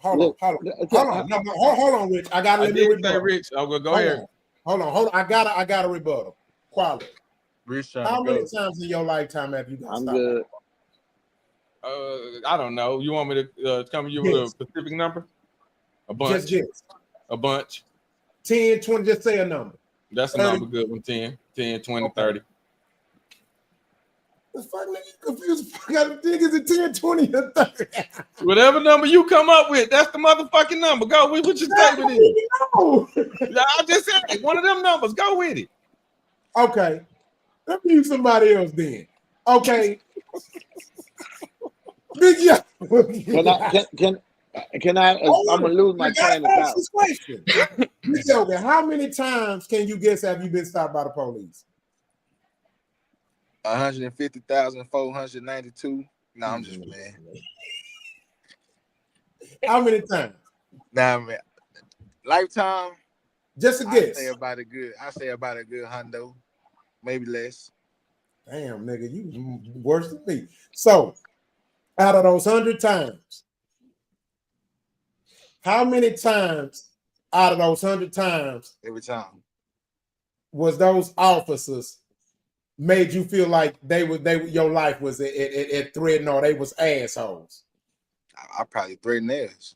I don't fuck with police. But I ain't gonna lie to you. I'm gonna give you an honest answer. I feel like I'm always threatened when it comes to a cop, bro. That's just me. Nah, bro, that's just doing this, dog. Nah, that's not, bro. Look, you asked the question, I answered that bitch to the best of my ability, man. I always feel like a threat, Trust the question. Ask Trust. Ask Rich. I'm gonna use me an example. I give up on y'all niggas right now. Let me use me as an example. Let's just say I got stopped. Let's say, and I know it hasn't been this many times. But let's say I done got stopped 50 times by the police. Out of those 50 times in my entire life, maybe 5 gave me a fucking problem or had my life, I felt like my life was on the line. I think sometimes we really over-exaggerate that police shit, bro. I really do. Hold on, let me finish. I'm gonna tell you why. First of all, let me tell you why I got stopped 50 times. The reason I got stopped 50 times was area, time of day or night I was out, the lifestyle that I was living, and the areas that I was choosing to dwell in. Nigga, if you live or if you dwelling or hanging in a high crime area, what the fuck you think that you're gonna get stopped more? And it's just because I'm in that time of frame. That's not justification, though, right? I was just going to say it. It's not. I was just going to say it. I'm responding to the narrative that majority of the cops are bad and all cops bad. Man, then you also got to put in the factor too. Hold up, man. Before I say anything, Rich, man, what's up? What you got, bro? Because you've been trying. Yeah, because Rich been holding for a long time. We ain't even letting my man talk. My boy cut off the camera on us. He said, "Fuck y'all." He know what he doing. I was smoking some drugs. What's going on, he brother? should. What's happening, brother? What you say? What you wanted to say, man? I was way back at another point. Way back in the sea. I feel you, Rich. I understand that. Somewhere. I was just talking about the neighborhood stuff, but y'all went somewhere else. So. But see, like Rock, you also got to put into play with that too. Everything you just said, you also got to think about what we see too. We see a lot of people, a lot of black people getting gunned down by policemen. I'm not lying, Yogi. That's what I'm saying. That shit plays into the. I got a case. I sued cops. I got beat by them, nigga. So we scared of the uniform, Rock. It's not that we, you say that there's no fear, but there is fear. We're fear of the uniform. We're in fear of the light that come behind it. That's what we're doing right around. Work with them, you thinking everybody cops. Kenfo, I have personal relationship. I fear just as many niggas as I do cops, but I still fuck with niggas. That don't mean I'm gonna entirely stop fucking with niggas. So if we ain't gonna make no excuse to stop fucking with niggas, why we gonna make an excuse to stop fucking with cops when look, this is business. I'm not dad was a cop, so I ain't never stopped fucking with him. I'm a nigga. I'm not a cop.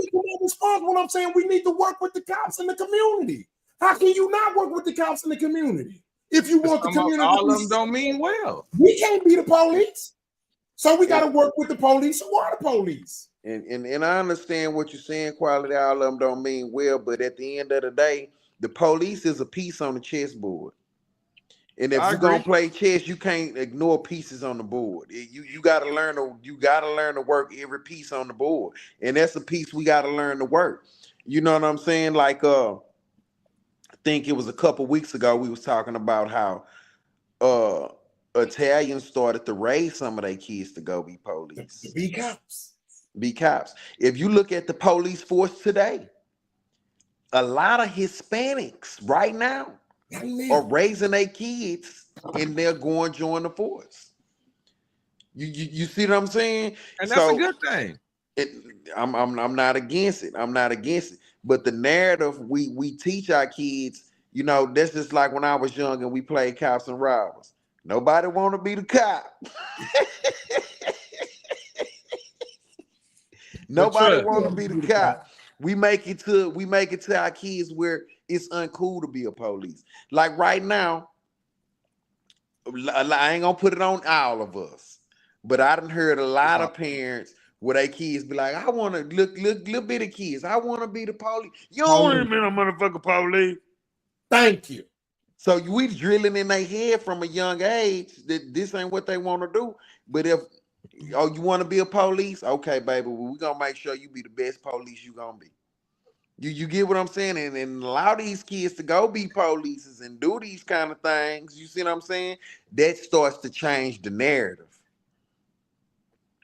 That starts to change the narrative. You know what I'm saying? Because at the end of the day, police ain't going nowhere. I agree with what you're saying.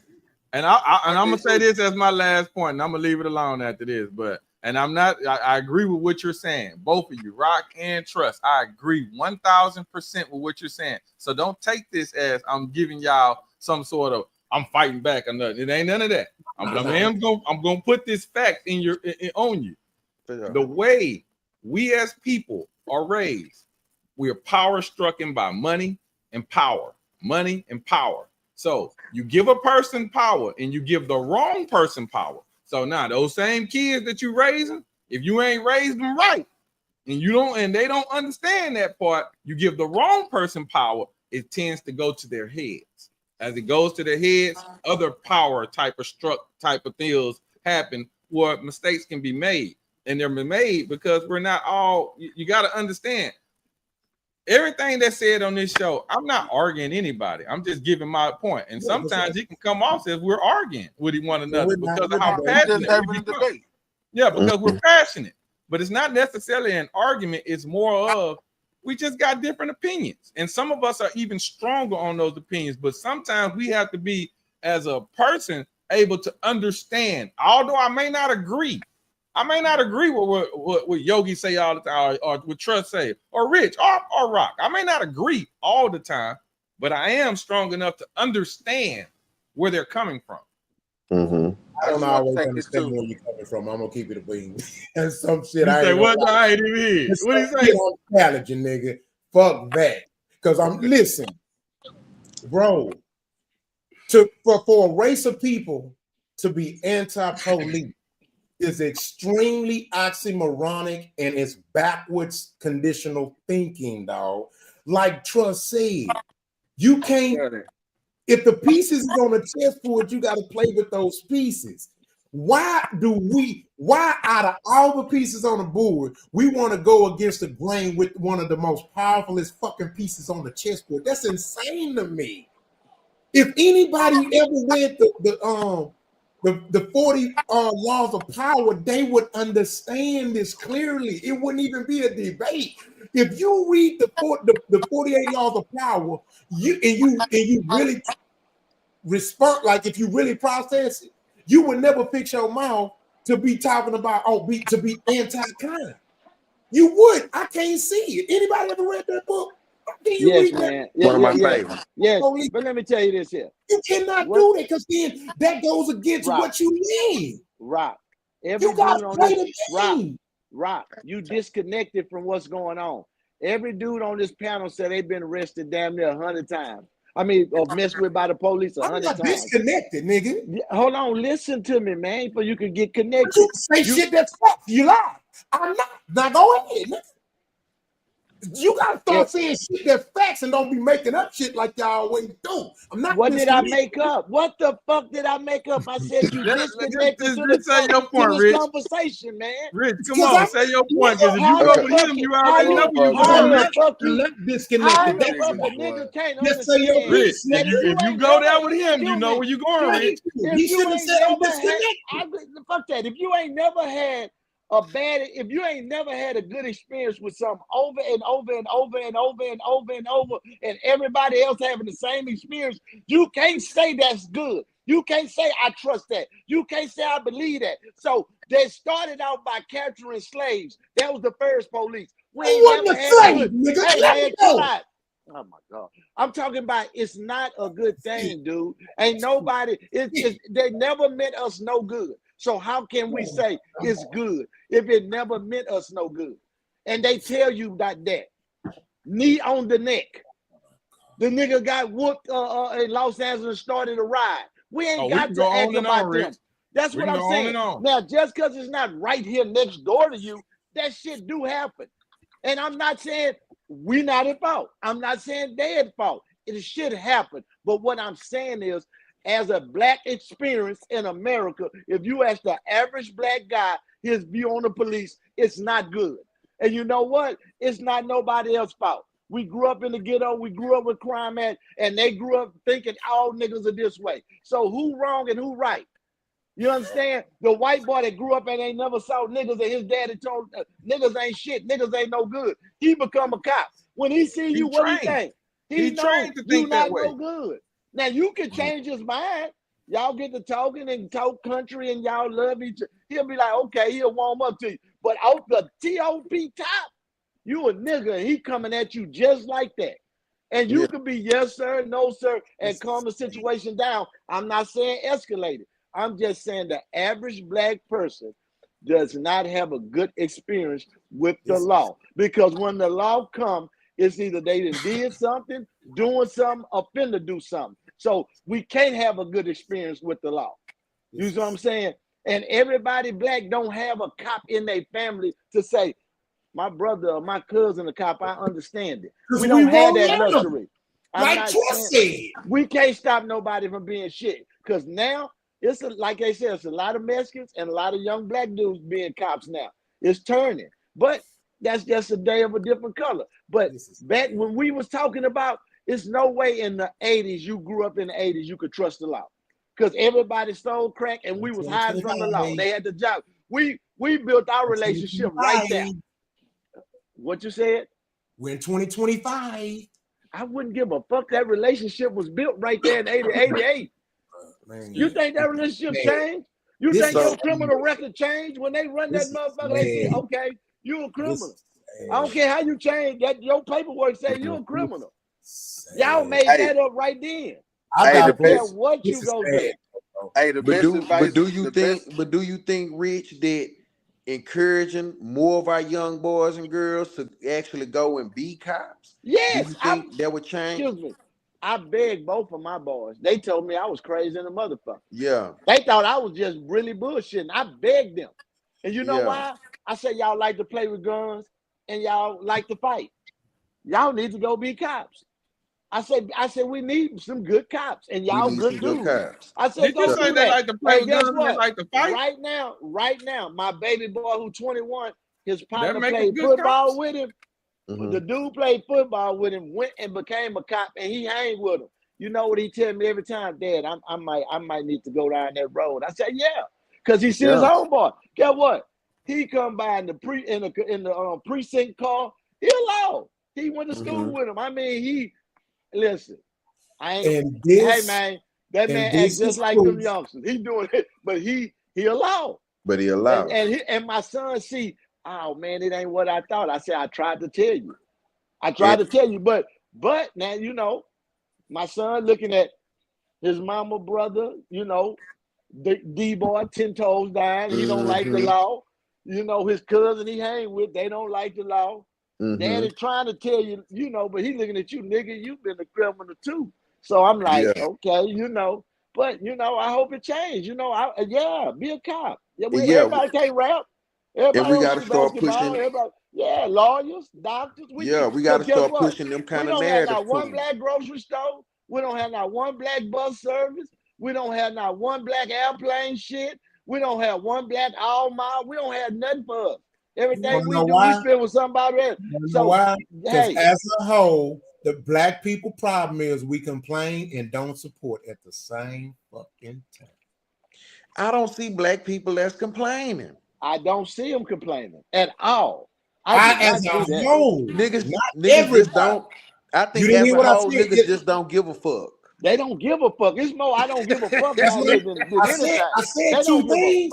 I said complain and don't support. That's a combination. Yeah. It can be 50-50, 70-30. I'm just saying. Now I'm gonna ask you something. You ain't gonna get no goddamn way if we keep living in the motherfucking past. Let me ask you this. Looking in the goddamn rear view. If we keep looking in the rear view, we're gonna run into something. We're not looking in the rear view. Niggas don't know how to support. Nigga, your whole soliloquy was a review. You went back to slavery. You weren't even a slave back then. That's all you heard. That's sad that you missed all that in there. That's all you heard. I hate that you missed all that valuable fucking information. Rich, you and all you heard was Kunta Kinte. You have won.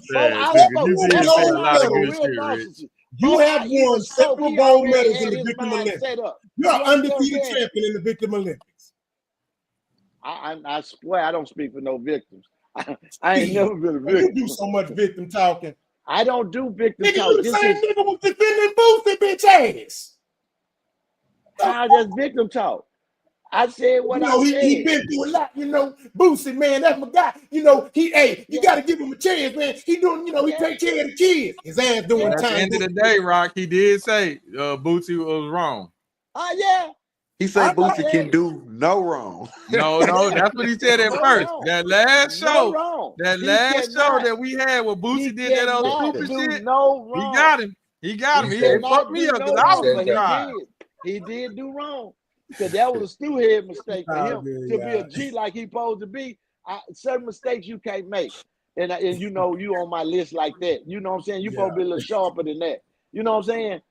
Look, you trick yourself out of whole bag, man. You trick yourself out of Summers because he on there crying, talking about he don't want the promoters to pull out. I'm still gonna be around, you know, to do the concerts. Yeah, you nigga, now they want their money back. Them advance, they want that bad. So he did it with it right now. Come on, let's go to our next one. Yeah. All right, mute your mic. We're finna go to the next topic. Good shit, y'all.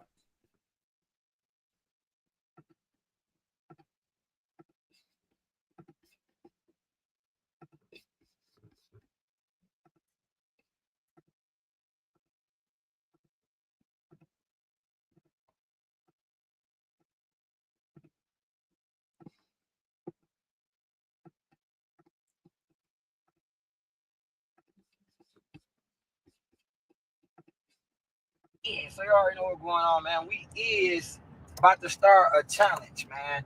I got both of my sons with me, man. I'm about to let them listen to Nan Nigga verse of Jigs. Cause Jigs got the freakiest motherfucking verse. So this is the fucking Jigs challenge of Nan Nigga. I want y'all to play it for your grandmas, your aunties. And let's get everybody's reaction. Let's see how they react to Jigs talking this freaky shit. Y'all boys ready? Yeah. Yeah. Let me see what my sons think about this. Ice around my neck, make whole step, call that a challenge. My bank account just text me like chill out with all them trickin'. No, you know me, a nigga that's cut like me. Your man can't fuck like me. Hit the road, run it up like me. Hit the club, tear it up. No, you know me, nigga. Nah. No, you know me, nigga. Nah. No, you know me, nigga that trip like me. Hop out, go stick like me. Pro up, make fish like me. Some little niggas get like me, you know me, nigga. Nah. No, you know me, nigga. Nah.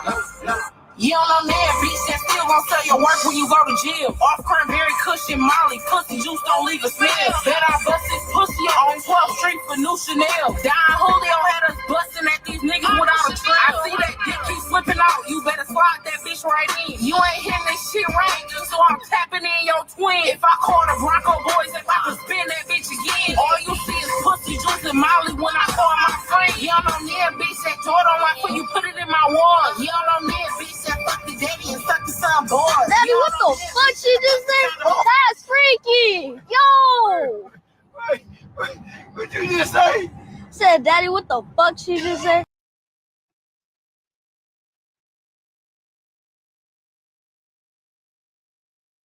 Black culture is trash. Wait. Can I say something right quick? Yogi. Let me say something right quick. And it's moving into this topic is what we're going to talk about. Are those the young men that y'all want to be a part of the police force? You say what, brother? Are those the young men that y'all want to be a part of the police force? Those are exactly the young men we want. Those are exactly the young men. Yes, sir. Those are exactly the young men. Because what did they do wrong? The fuck up was on their daddy. Why would you even play that shit? Because that's what they're raised. That's how they're raised. So they're being trained. That's just like the what Rich said about the young white man or the young white boy that's being trained by his dad to not like black people, to not think this about black, to think these things about black people. See, that person, that young man has been trained since a kid to be this way.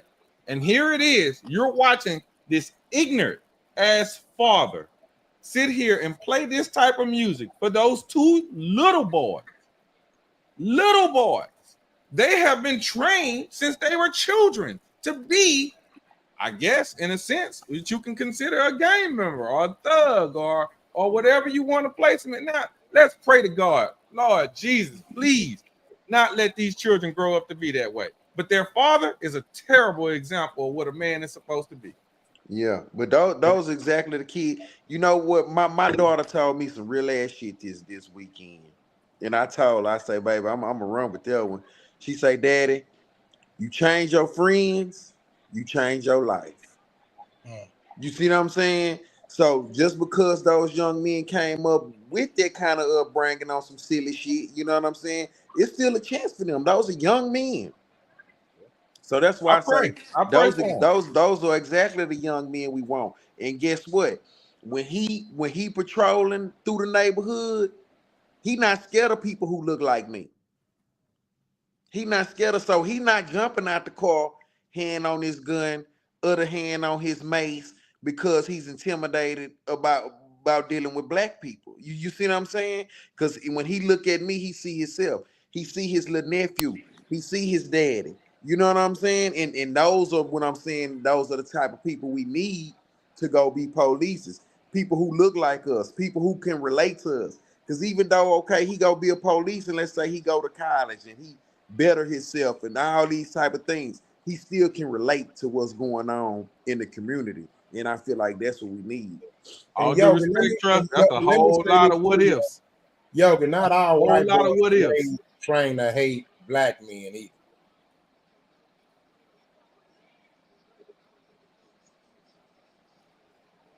I think cop, man, I ain't gonna lie, bro. It's just my personal opinion, man. Them cops that be fucked off on people, I think they grew up as peons.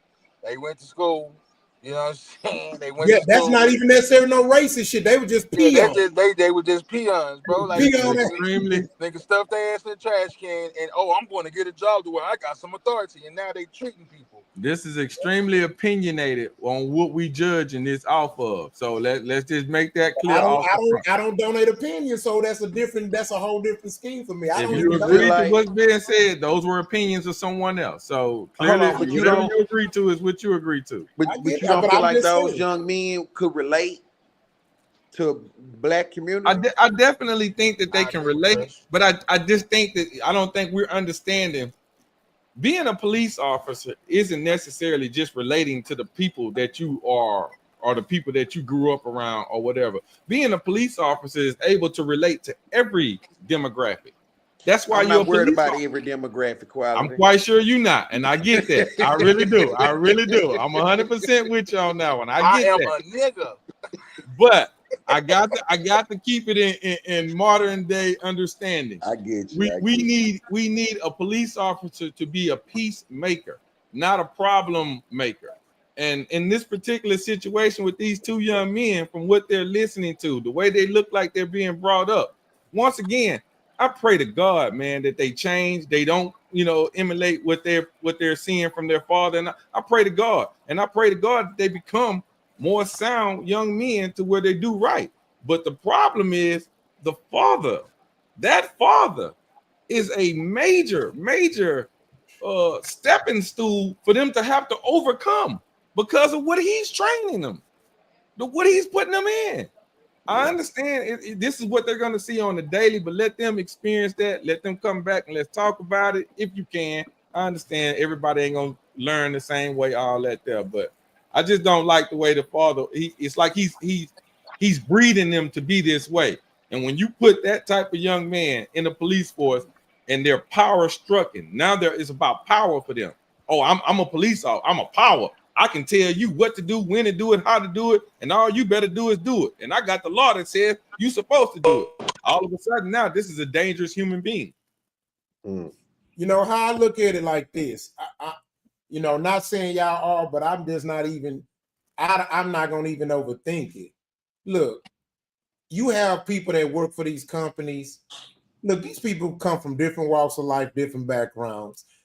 The police, law enforcement in general, it's going to be the same thing, man. Everybody just different. It's going to be different personalities. You know what I'm saying? I wouldn't even put so much effort into digging into their background. Were their parents racist or this or that, or did he come from the hood or this or that? It's like any other employment, even though it's a special field. But I'm saying as far as personalities and characters and beliefs and stuff, I just look at it like any other job. You know what I'm saying? I mean, it's a lot of us probably work around racists. Some of our coworkers may be racist. And you know what I'm saying? And some of us, we know they are. But you know what? We get along with them. So it's like, for me, like, why we can't just get along with the cops? We know some of them racist. See, we get along with our coworkers. I don't get along with nobody who I think is racist. I'm not fucking with you, bro. How you not gonna get along? So you there for your money or you there for some personal shit? What you mean? I'm there for my money. Okay, then so fucking. But who cares? I get along, nigga. Me getting along with this nigga ain't got nothing to do with me doing my job. I can do my job and talk to this nigga. I can talk to this nigga and get my So job you done. I don't ain't get gotta what be, I'm saying. hey Bob, let's go get some So, beers, yo, man. Fuck all that, bro. I didn't see what I'm saying. See, I ain't even going there. I ain't say be friends with. I'm saying get along. Just work there. I ain't saying you gotta speak to the nigga and talk to the nigga at lunch. Man, you know Yogi retarded, man. He just messing with you. Y'all niggas is Nah, serious. I'm really not. Man, the nigga, if you ain't. But he not saying go be buddy buddy with him, Yogi. He just saying, He be saying court. get along. That mean go be cool with the nigga. No, nigga, we here to do a job and go the fuck home. It's not about cool, Yogi. It's about this. Check it out. Remember, and I told you this before. I told you this. I would love for that racist man to identify who he is in the beginning. I can damn near fuck with him just because of that. I know what you is. Okay, I know you don't like me because I'm black. All right, cool. Now I know that. Now I know I ain't gonna be too many places with you. I know I'm not gonna spend too much time with you, but I definitely can say good morning. How you doing?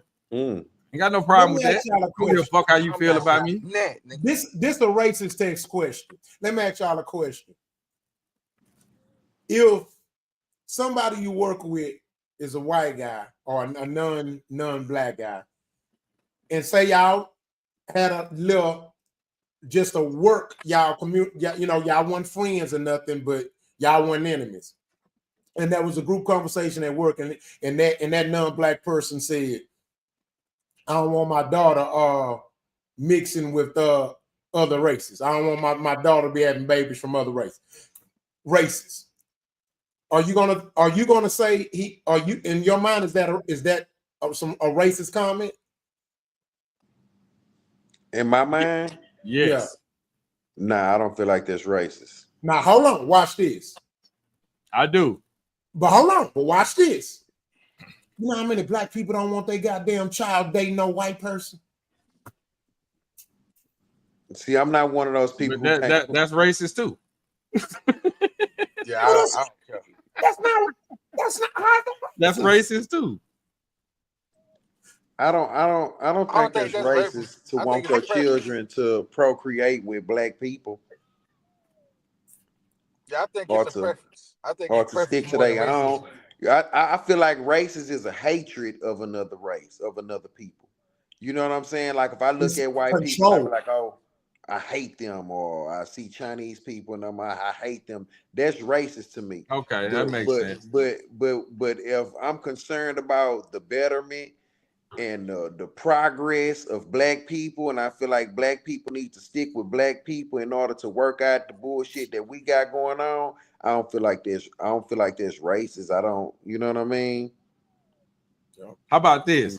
I would have a preference that my daughter be with a black man. I would have a preference of that, but I cannot lie. If she found a white man or a Chinese man or a Hispanic man to love her and treat her the right way, I ain't gonna lie, I'm not gonna dislike that guy. I'm not gonna not like him. On that nigga neck too. Fuck him. You ain't black. Man, fuck that shit. As long as you treat my baby good, we good, nigga. We good. Secretly, when I talk to her mama, I'll be like, man, she fucking with this goddamn.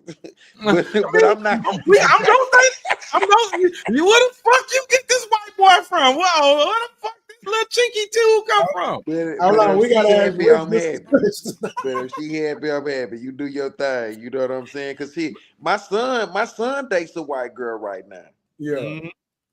My son date a white girl. You know what I'm saying? Mine dates a Hawaiian girl. Yeah. Yeah. So my son come in. My son come in. So their cultures are different. But I can't lie. I've learned a lot about her culture because of him and their family. I've learned a lot about them, and I cannot lie. I kind of love them a little bit, man. They cool little folk, but them Hawaiian rolls be hidden, boy. Can y'all see what has been exposed in this conversation? Right? Think about it. A bunch of nigga shit. You see how many internal issues we have? Exactly. I will agree to that. I agree to that. We fucked up as a people. We fucked up. And we're very what's that word? It can be one way for us, but it can't be the other way for y'all. And it then can't, we get mad when these people don't want to deal with us. Yeah, it's cool when they do it. It's probably when I do it. What was fucked up about that? Because you just said yourself. You just said yourself.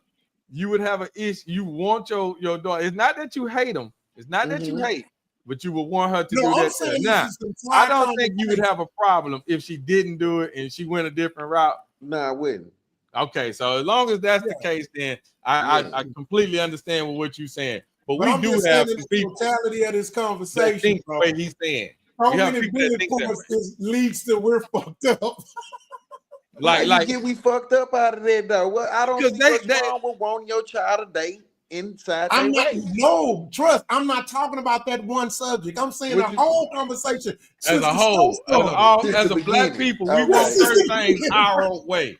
That's just the way we are. We want it our way, but it don't like for instance. Here's one that really fucks with me a lot. I'm older now, so I get it. But we call each other nigga all day long. But then let that white man call you a nigga. And all of a sudden now it's offensive. It hurts. Oh my God. I've been called a nigger by a white man. I love it. I love it. I love it. Oh my God. You can sit here and call yourself a nigga all day long and then get mad because somebody else. No, I don't. I love it. But see what I'm not gonna do. I love when a white boy do it. Oh my God! I'm not gonna sit up here and be around a bunch of white people saying nigga this, nigga that, because I'm not gonna sit there and call us niggas all on this panel. Listen, I love when the fuck. I love when white folks do it. I swear I do. And nigga, we black. I'm sorry, Rich. Go ahead, Rich. I apologize. That man down there on the bottom of the screen, his catch name is world's greatest nigga. What are you talking about? I love it. I love it. I love when the white folk call us niggas. I love that. What you love about that, Rich? Listen, it takes the power away from it. You know what I'm trying to say? Like if a white boy said nigga, and what happened? He look at you like you ain't offended. No, because I am a nigga. And when you call him a nigga though, I ain't on that. No, hey, that's on you. I'm just saying. You know, I'm just saying. Yeah, that's what I'm saying. So you could take the power away from shit easily by not giving no attention. So if you want to say, go ahead, say nigga. I like it. Go ahead. Hey, nigga. Oh, no, go ahead. Try take the power away from when you're dealing with a woman. Just don't argue with her. Let her ask talk. And that's what you take the power from her. On to the second part of this conversation. Y'all talking about what y'all don't want y'all child to date. See, the mama gonna regulate that bullshit. Fuck whatever we talking about. If my son come up in there with something that his mother say, we ain't shit. The daddies ain't shit. I'm gonna let you know that now. But the mamas, shit, on them boys, come in there with something. Shit, you ain't gonna make it to me. I'm a console it. I'm a console it. I'm like, man, you should have left the bitch. I told you she wasn't go. See, that's me. I'm telling that bitch ain't the mama's been trip. I'm telling you. He thinking he can come home. Okay. Mama got real nasty attitude. Short words, looking at her crazy. Yeah. Us, we gonna pass you. Subscribe. Make sure y'all like, comment, and subscribe. All right, we're gonna go and get to the next subject. We got a lot of topics. Mute your mics. Hold on. Oh, trust came out. Okay. All right, mute your mic, y'all.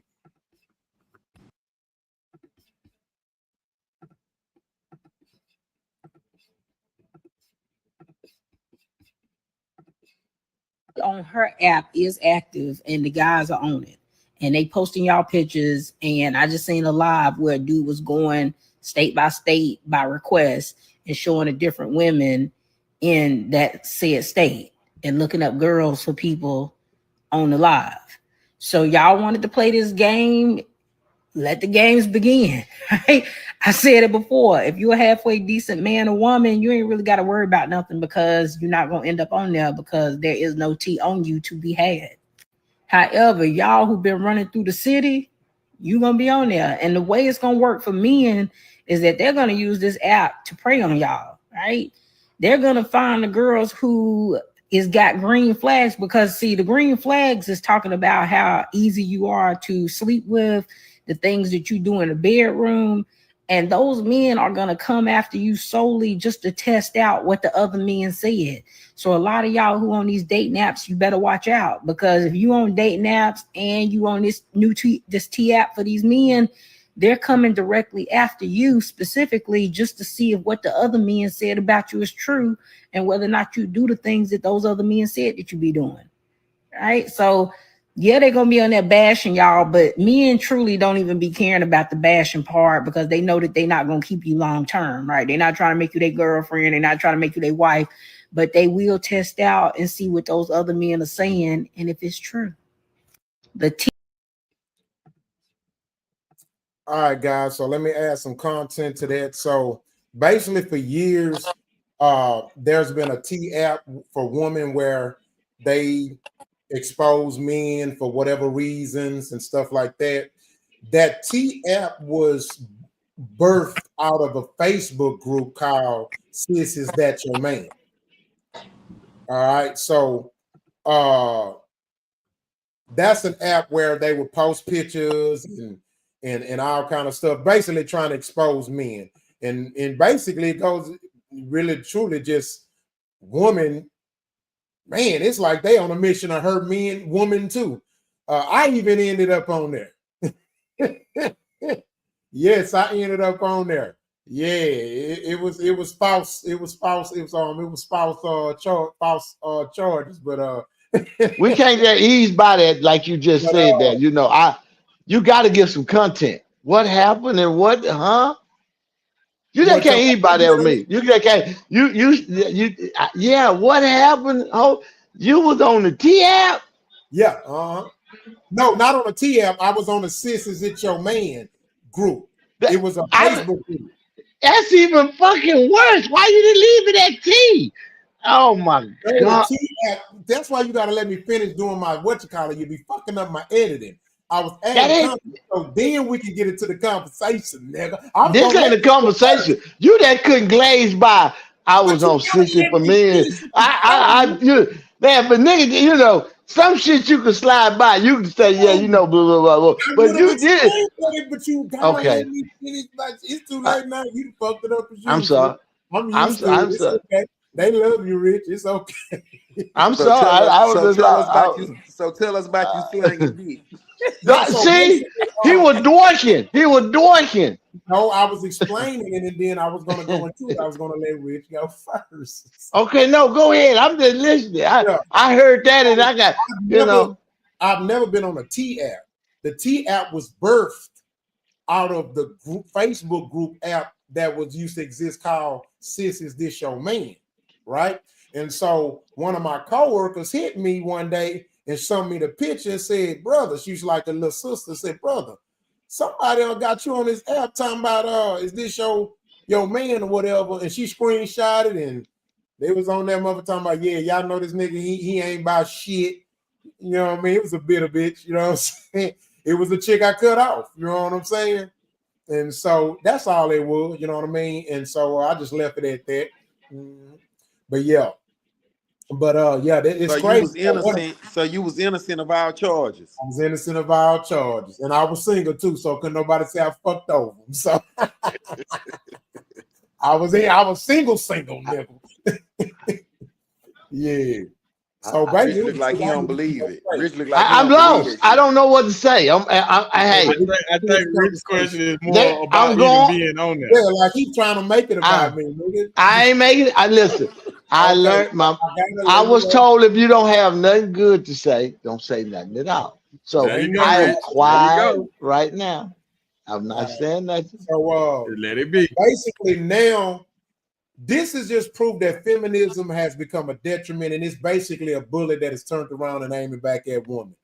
Now, the men, there's a TF for men exposing females where like, hey, is this your chick? I knocked it down. Hey, is this your wife? And now women are getting caught the fuck up. It's destroying them. First of all, it's destroying them 100 times as quick as the T app for men. It's really, chicks it's fucked up right now. They scared as shit. So I just wanted to let's have a conversation. What's y'all thoughts on it? Would y'all get on that app or whatever? You know, I don't know. Just it's an open-end conversation. Listen. I'm from the old school. I'm a player. I move in silence. I don't need you to know what I'm doing, who I'm sticking and moving with. You understand? So I don't know that type of game that a nigga want to expose a bitch. You know what I'm saying? If she that, you won't keep on the low. You know what I'm saying? I don't, this new wave, gossiping, or putting a woman up, telling what the bitch do, every bitch do the same thing. What I say. That's it. That's all. You understand me? I don't give a shit. You know what I'm trying to say? So, hey, I don't understand that out. Let I me ask don't you understand. this question, Rich. Not everybody on there is exposed. So you could just go in there and look and see who getting exposed. Yeah, so you ain't necessarily gossip. I'm just adding context to it. So maybe if you want to just add to that, Listen. Hey, you can just go everything be fair nice. game. Yeah, everything fair game. I know what Yeah. It's that hey, I just don't come from that. That's not part of my ministry. I don't do that. Yeah. Let me piggyback off of Rich. Yeah. I'm gonna But what's piggyback your off of thoughts on Rich. this? Is in general though, probably we ain't got to just focus on if you would get on it. Just what's your thoughts about this whole thing and how a woman's game is now turned and now the bullet aiming at them? I think personally, I think this is a bunch of female shit. Getting on the app, making the app, all that. I don't give a fuck about what she done. I don't care. Even if it's exposing my woman. I don't want to learn that way. I'll learn it my own goddamn way. I don't need nobody telling me nothing about what I need to know. I don't need none of that. I got it. If I don't know and it's busting me upside my head and they doing it, I deserve to get busted upside the head for not seeing the signs earlier. But I do not need an app or anything like that to tell me. And if I ever was on one, I don't even want nobody to tell me about it. I don't give a fuck what y'all saying about me on the app. It just don't mean nothing to me. I know who I am. I know what I am, and I know who I'm going to be. Therefore, ain't nothing y'all can really say that's going to mean anything. So if you ever saw me on there, don't even send it to me. I don't give a fuck. So it don't mean nothing. We're talking about the men's app for women. I know, I get what you're saying, but I'm just saying I don't want to learn it that way either. Like I don't want to get on no app and learn anything about no another woman. I don't care nothing. I'm gonna learn it myself by interacting with the person, whoever it is, I chose to interact with or whatever. So I just don't see no information that can help me there. Okay. Now, Big Yogi. So let me just kind of add a little twisty question to it, but of course you could you can answer it how you want. Is getting on there just to be nosy? Is that any less respectful than being on Instagram? I mean, that's a good question. That's a good question. So Instagram, bro, like in my personal opinion, you get on Instagram, you doing like that's social media. So you just not gonna be on there for no messy shit. You're gonna be seeing an array of different shit. But you see messy shit on there too. Yep. But also, but Pete though, right? Yeah. That's if you pay attention to the messy shit. Me personally, I'm not finna go on there, bro. I pass up messy shit because I don't care. I'm not finna go on no T app. I'm not finna go on no T app and be, oh, look at this bitch. Oh, I know this bitch. I don't care. I don't care about none of that shit. None of that shit don't do nothing for me. It don't pay my bills. It don't do nothing for me. Now, when I'm on Instagram, I'm a troll. See me a fat ass. Oh, that thing fat in the motherfucker. Keep trolling. And I don't got time. I don't got time for shit like that, bro. That shit is feminine to me, bro. For a grown ass man to be on a T app, oh, look at this bitch, man. Look at this. Man, that shit gay in the bitch. I'll kick you out my car, man. Get the fuck out of here with that gay ass shit, bro. I ain't gonna even stop the car. I'm gonna push you out while it's rolling. Oh shit. See? Is that serious, y'all? Well, look, at the end of the day, man, it's some feminine shit, man. As a man, you stand on certain morals and principles, bro, and that messy shit is not man like, nigga. That is feminine. That's that single mother shit. That is feminine, bro.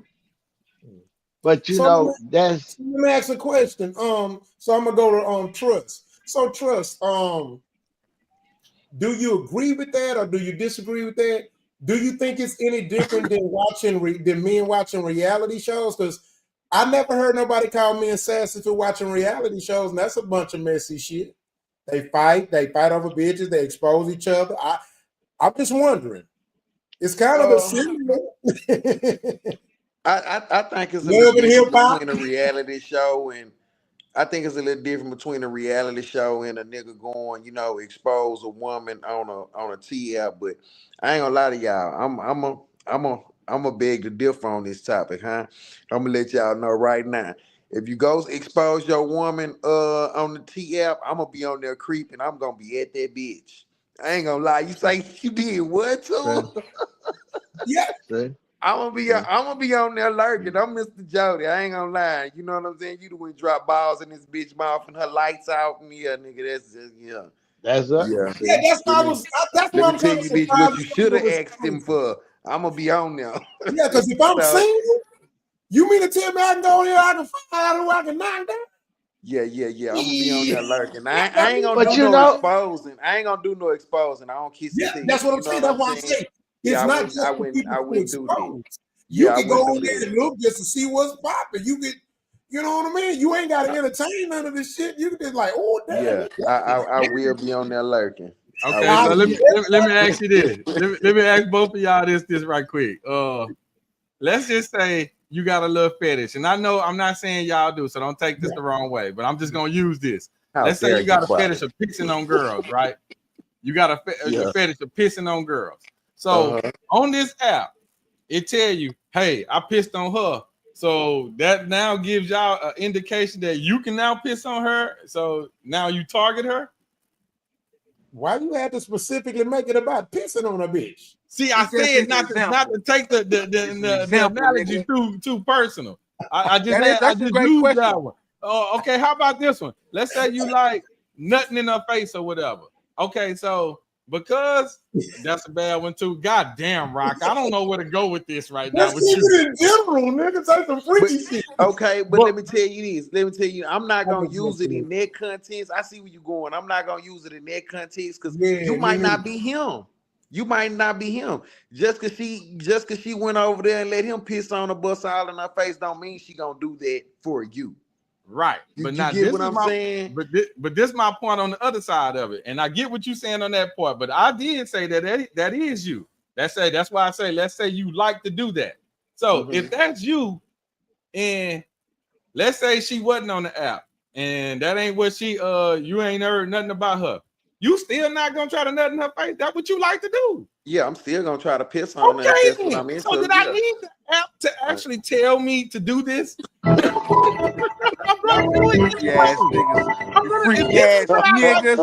put it on you anyway. I wanna bring in a something with this here. This go back to my statement about the early bird get the worm. How you know that the girl or the dude that's exposing the girl, how you know he ain't paid her $200 to do that? He ain't talk about that part. So by him exposing her, you not knowing he paid $200. So you hitting her line, y'all gotta be careful. It might be bait. You see what I'm saying? You think you might be the bird, and you might be the worm. See, the early bird thinking he getting the worm. But sometimes the worm be not the worm. You understand? So that would hit crazy ass dude, but I ain't gonna lie. No, I'm just saying though, the girls play. So on shit like that, them apps, all that shit that they play. All that's a play. No, that's good game. They put the switcheroo on you. They turn it around on you. Yeah, they put it out there. But they didn't tell you about the $200 he spent to do that. I'm gonna let him pay his $200, but I still and she baiting in. We don't want to I'm gonna try to do it for free. I don't give a fuck what he pays. That's his problem. I want to do it for free. That's what I like to do. I'm sure. But her conversation ain't. Trust me, that conversation ain't gonna be free. Well, then if it ain't free, then I'm gonna move on to the next one. Somebody is free. Trust me, it's free for somebody. All you had to do go to grocery store. If $200 is what I gotta pay you, okay, then fuck. Go to the corner store. Let me go her over here. She might like it. So $200, I ain't gotta pay her. This might be enjoyable for the both of us. It's free. Let's do it. Okay. But to all y'all fellas out there, ain't nothing wrong with paying $200. Ain't nothing wrong. See, ain't nothing wrong with that, y'all. Done, dog. On that note, we ain't nothing wrong with paying $200. And you got $200. You got love. Move on, Rock. You'll get you some love about that $200. Move That's on, It's time to go to the next subject. See? I don't know why I talk to you niggas, man. Hey, bitch, hold on, my bad. I'm in a little live stream, you heard me? Oh, bitch, what up? This nigga talking. This big black man on the I'm in a little live stream. I ain't want. Hey, look. Say, bitch, I ain't want to put you. You heard me? No, it's good. Say, you do your thing, bitch. I'm from the finish that safety in myself. Call you later. I'm about to get myself together before I lay you. Hold on. Hey, bitch, hold on, my bad. All right, so before we speak on this topic, I don't know why, man. I mean, it ain't a big deal. I'm sure some of us have seen it amongst other people. I mean, I don't know if y'all communicated with your bros in that term, but I know it was definitely one thing that ain't no nigga gonna do to me. Don't play with me like that. You know what I'm saying? It's just some shit that ain't you know. But whatever the case, so I was watching it. I was up and I was watching it. You know, it was Kevin Gates live. He was playing his album. So I'm a Kevin Gates fan. I do love his music. You know what I'm saying? So I was listening to the records. You know what I'm saying? I was like, let me check out the album. He was live. He was actually promoting his record on a live Twitcher, right? On a guy who was a streamer, big time streamer. And so what happened ended up he was calling NBA Youngboy. And it blew me away because I'm like, yeah, what's up, bitch? Bitch, you. And I'm like, then he wonder why his wife divorced. I'm being petty on that part, but I'm just saying. But I have seen this amongst guys, some of the guys I grew up with. But they ain't never called me that shit because they know I wasn't finna happen it. And so they were respectful toward, they didn't just loosely say that to anybody. It was kind of who they both do it to. But I still always found that weird. I never liked it that. And so when I seen Kevin Gates doing it to NBA Youngboy, I'm like, damn, man. I say, you know what? I'm gonna make that a topic, man. And I just wanted to know what y'all thoughts or experience with that. Have y'all seen it, or have y'all talked to like that with your bros or whatnot? You know what I'm saying? And just what's your thoughts in general? So, Rich, we're gonna let you go first since you're on the top and the middle, big baby. Hey man, I ain't never played the bitching whole game. I've been to the penitentiary, so that I never even played it before then. But that's where because respect is all you got. Now for them two dudes there, I hate to tell you this, but Louisiana, that's they slang. They don't say nigga. What's up, bitch? Say bitch. They talk like that. Louisiana, New Orleans, they talk to each other like that. I don't know why, but that's their slang. And these YNs, they talk like that. That's their thing. You know what I'm saying? I grew up under some different OGs under the old law. We didn't do that. You see what I'm saying? So that's just the age gap difference. But the younger generation of YNs, they do that. That's their thing. Like instead of saying nigga, they call each other bitches. And in Louisiana, shit, they do it all day, every day. They don't use nigga, they bitch. So it's a bad thing. I never really heard them say it, but I know I grew up. Yeah, New Orleans. I know some New Orleans niggas, they do it. Now some they of the do it. guys I grew up with, even some of my cousins, I don't watch them talk to each other like that. I used to be Yeah, like, I don't. Niggas know not to play with me like that because I'm from the old law, and I let it.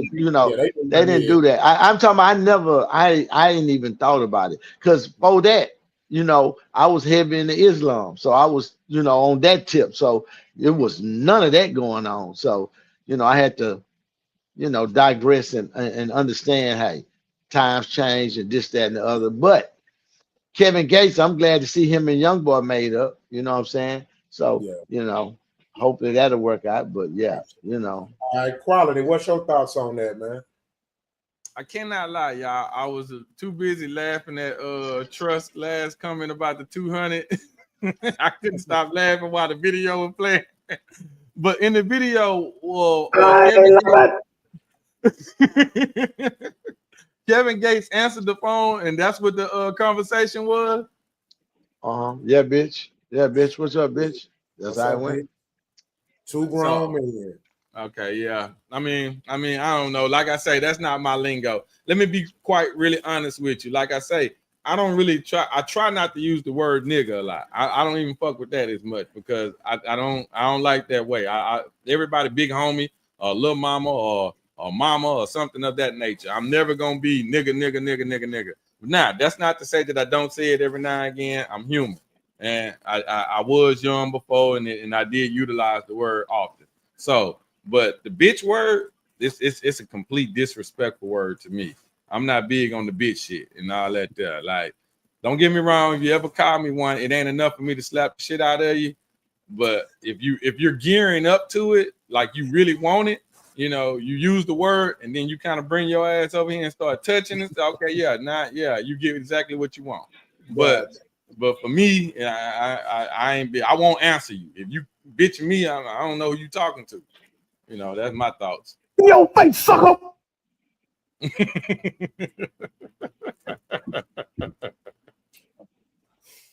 Y'all asked me to get this motherfucker. I can't hear you, Yogi. Y'all did. Y'all told me to get it. Don't look at me. I did. I ain't gonna lie. I like it. Keep going. I ain't tell you to get shit. I did. Fuck it. You and Trust, quality and Trust did. Trust, what's your thoughts on this, man? You the youngest one on the panel. What's your thoughts on it? Two grown ass men shouldn't be calling each other bitches. And let me tell you something. They take it even farther than that. They hoe each other too. You say what? They hoe each other too.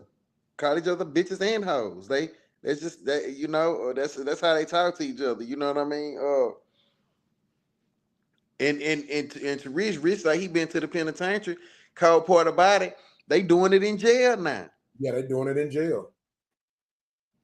They doing it in jail now. You know what I'm saying? So like I just don't see how you sit there and let another grown ass man call you all type of bitches.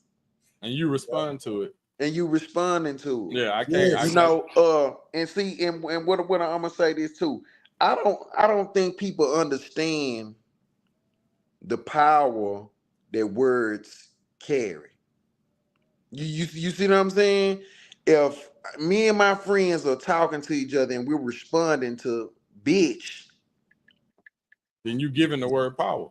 Y'all actually becoming bitches in this. You know what I'm saying? That's what y'all becoming, bitches. You see what I'm saying? Yeah. But that's the same thing we said about the nigga word. You looking at him in the last comment, in the last topic. Hey, you can't give it power. Yeah. I swear I saw a youngster and I felt so bad. He called this old school nigga a bitch. He said, say bitch, what you? And I looked at the old school and I looked at the youngster. I tried to talk to Jesus, God, Allah, everybody for that youngster. Say, man, that old man, that old man slapped that youngster so fast. Listen, he slapped him so fast, the youngster act like he didn't get slapped. I had never seen that where a nigga hit a nigga so hard, he kept on like, yeah, man, you know. I'm like, this nigga just slapped you. And the old man went to go get his shoe because he just knew it finna be a fight. That nigga didn't want none of them problems. And guess what? He didn't say bitch no more. That I saw in the presence that I saw. I say, ooh, pain make the brain think a lot better. I swear. Listen, Rich, that's my take on it, bro. I knew I wasn't gonna say. I said, man, he didn't say nothing. He didn't say, don't call me that. He looked. Why? I said, ooh, that's my take on it, bro. Because growing up, bro, Ooh. that's fighting words, my nigga. You call a nigga a bitch, you gonna get hit in your mouth, bro. Straight yeah, up, that's bitch. what it was. When I was coming up, when I call you a bitch, I'm ready to fight. If I call a nigga a bitch, we finna squabble. We finna go and get it in. Right there. What's up, you know, bitch ass nigga? And look what it's come to. They calling each other bitches. They wearing halter tops. They wearing skirts, purses. Purses. Red dresses. They bitches now. Bitches. They bad now. bitches. They bad bitches. And y'all ever thought about this? Y'all ever thought about this? Watch the connection to that. Who call each other bitches? Bitches. And who raising them niggas? Bitches. Yeah. You acting like who? Bitches. God damn. God damn, when the shoe fit, God That's a damn. bunch of bitches, huh? That's a bunch of bitches, but you can't Look, call a nigga look, that. I gotta rub my head on that one, y'all. God damn. Oh man, this ain't good for the ladies right now. No, it is good for But the it's not ladies. It bad. ain't No, good for you the know. hoes. We ain't talking about the ladies. We're talking Well, about the hoes. that's the cold part. We ain't even talking about ladies. Yeah, we ain't talking about See, them. not talking about the Hey, ladies. we saw a bunch of ladies today. See, Yeah, we're not talking. You know what I'm saying? Yeah. All right, y'all. That's some good shit, man. Oh, hold on. Rich, is this the same dude that you talking about? Is this You the finna put the same dress dude? up? Is this the same dude that checked that that checked that way in? no, this is in real life. I was in the penitentiary when I saw that. Don't come walking up on me. What's wrong with you? See, You know, we talked about that one. No, I know. I had to bring it back up for Rich because he's talking about what that old school did. shit, he Don't slapped fuck with that them old nigga. school niggas, boy. He slapped the black off of that nigga. Boy, he slapped that nigga to a whole nother conversation. I was like, God. I'm like, he just hit you, dog. Yeah. They just slapped the shit out of you. Okay, right. Yeah. I guess it was cool. Yeah, it wasn't my hey. That nigga went laid on that bump like a punk. You stupid. Mute your mics. Let's see.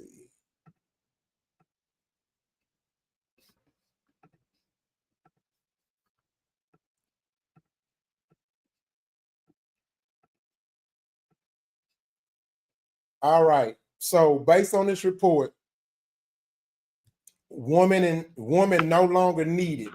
In China, scientists have allegedly created an android capable of carrying a child from conception to birth instead of woman.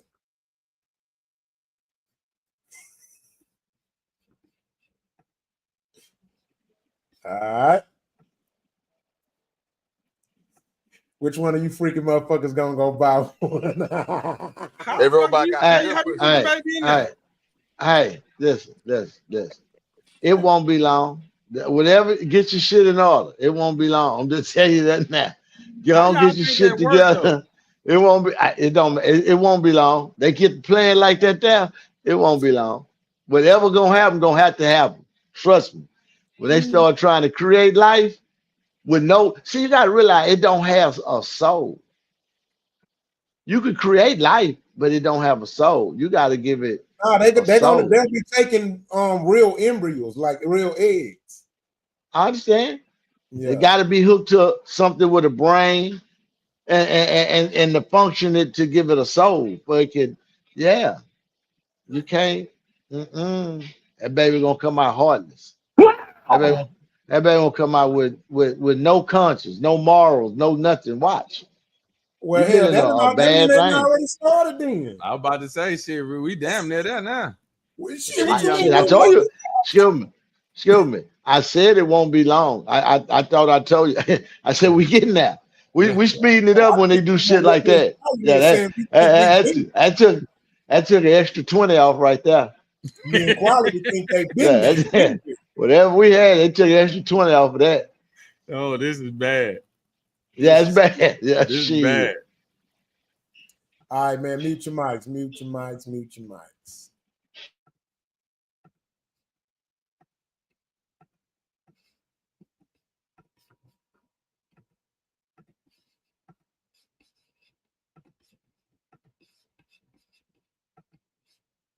All right, sounds good. So we did get some pop balloons. Let's go over there, see why they ended up popping. Okay. Your name and age, and why did you end up popping your balloon? I'm Jasmine. I'm 29. For date night, I love getting my steps in, but I wouldn't wear an Apple Watch. Just for a date in a suit, I just feel like a nice, better watch would have. Okay. Yeah. All right. Okay. All right, sounds good. So we did get some pop balloons. Let's go over there, see why they ended up popping. Okay. Your name. Okay, so let me read some of the comments before we begin. Kenny _DA_ great 21 said, if he's not your type, just say that. All that extra shit is nonsense. S. Godfrey Mont said, so you declined to get to know someone for their choice of watch. Infamy 210 said he dodged a bullet. Bo _ the trucker said, I'd like to hear her opinion on a good watch. Kenny _ DA _ Great 21 also said, let it be known, celeb or athlete, she wouldn't mind it at all. Depends on who's wearing it. And Oren _ Audrey said, I'm so glad to not have been born in this dating cesspool. So let's go with Big Yoga. Big Yoga, what's your thoughts? Man, fuck that bitch. I watched that. I'm sorry. I'm sorry, bro. And I really be trying to watch what I say, bro. But man, it's women You're like not that. wrong. It's women like that make a nigga say shit like that. You know what I'm saying? First of all, I ain't gonna lie, bro. I watched that episode, the whole one. Man, all them hoes on that lineup was trash, bro. I'm talking about the shit that they was popping these men for, bro. And I ain't got nothing nice to say. Go to the next person, bro. I'm cool.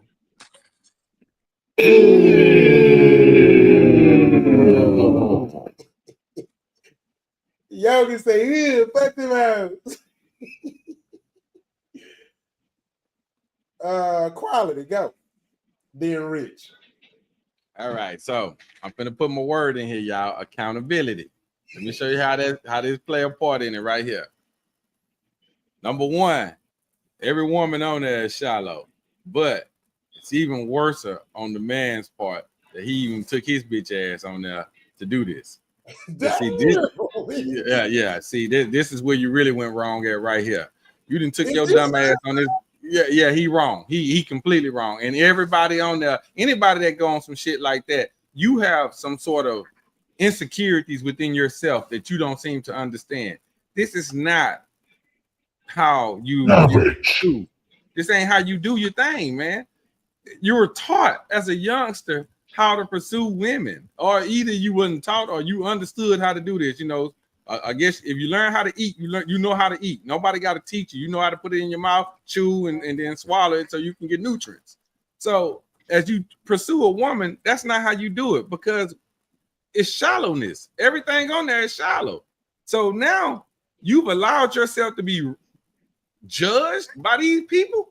Who the fuck are y'all? Who the fuck are y'all? So at that moment right there, he needs accountability for even taking his punk ass up there to even listen to that shit. I wouldn't care to fuck about none of it. Give a fuck what y'all think about my watch, my shoes, my hat, my whatever, bitch. Excuse me, French. I'm sorry. Bitch. Nigga.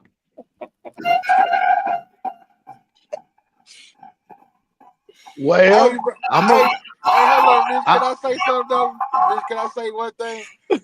It's funny to me that the shit that they say or that the reason why they don't want to fuck with the dude, right? Bitch, you don't even have it. You don't even have it. So how the fuck you gonna judge somebody? Go, Rich, you got it. Hey, quality. I'm all the way with you, brother. That bitch stand there with a balloon. What can she tell me? You got a balloon? You gonna pop it? That was you went pop. I can't. You know what I'm saying? That the how I'm made up. I want. You got a balloon? You gonna pop it? You know, hey, I'm good. I'm in the wrong room. These bitches got a balloon. Look, give me one day with her. And watch what's that little thing y'all like to do to the girl? Watch I do that to her. Listen. Apple Watch and all. No. Watch I do that to her. Just because. That what you want? You ain't like my watch? Let me show you then. Let me show you. Ski. Listen. Ski. Yeah, get to her. Yeah. Next time you judge another motherfucker, watch this. Yeah. Tell that to your friend. You tell everything else. Take that to your homegirl. Tell that to your girlfriend. You tell everything else, bitch. Yeah, man. Too funny, man. Go, that's Rich is crazy. Yeah, tell it to her. Man, I just think you know, with the invention of social media and all the way we interact with each other nowadays. You know what I mean? I just feel like society as a whole has become sociably awkward. You know what I mean? So yeah, they just sociably awkward. You know what I'm saying? So in all actuality, she's just going off some shit she seen on Instagram. Yeah. Oh, the guy I liked on Instagram, he had on this type of watch. He drove this type of car. He showed this type of house. You see what I'm saying? So she done put this image in her head of that's what they're supposed to look like. Y'all feel what I'm saying? I feel exactly what you're saying. Yeah. I don't think nobody's actually in touch with what they really want. You know what I mean? No, they don't even know what they want. No, they don't know. No, social media draws up this. I wouldn't even call it a blueprint, you know, because it's really unrealistic for this to even be built. You know what I'm saying? Because they all shooting for the 1% of men. You want a millionaire with 6 packs? Like, bitch, come on, get real. That's not really what's floating around out here. That's not what's out here. You know what I'm saying? Yeah. But trust, in the process of them doing that, do you know that the women are becoming the men that they want? The women are becoming the men that they want. They getting the cars, they getting the jewelry, they getting their own self set up. So when it is time to choose a man, you the man, bitch. You didn't put yourself in that position. Like the niggas trying to be the bitch. They trying to be the bad bitch. They didn't whole switch the reversal. Is that the reason we why they killed backwards. the robot rock? Is that the reason why they killed that robot woman? I'm just saying. That's deep. Is that what's going on? Is that the reason why That's they what's killed the going robot on. woman rock? Hey, look, I'm You gotta telling think you. about this, bro. These niggas is rapping in a rap song saying bros before hoes. Nigga, that would never come out of my mouth. I would never put niggas before no bitch. Never. Now one of you. And I love y'all, but not now one of you. Bros before hoes? Hold on, though. Look, I'll be back home, boy. I'll be back. I'll catch y'all a little later. In that same episode, look, in that same episode, bro, it was a dude came out there, man. This motherfucker had a suit on with the dress shoes on.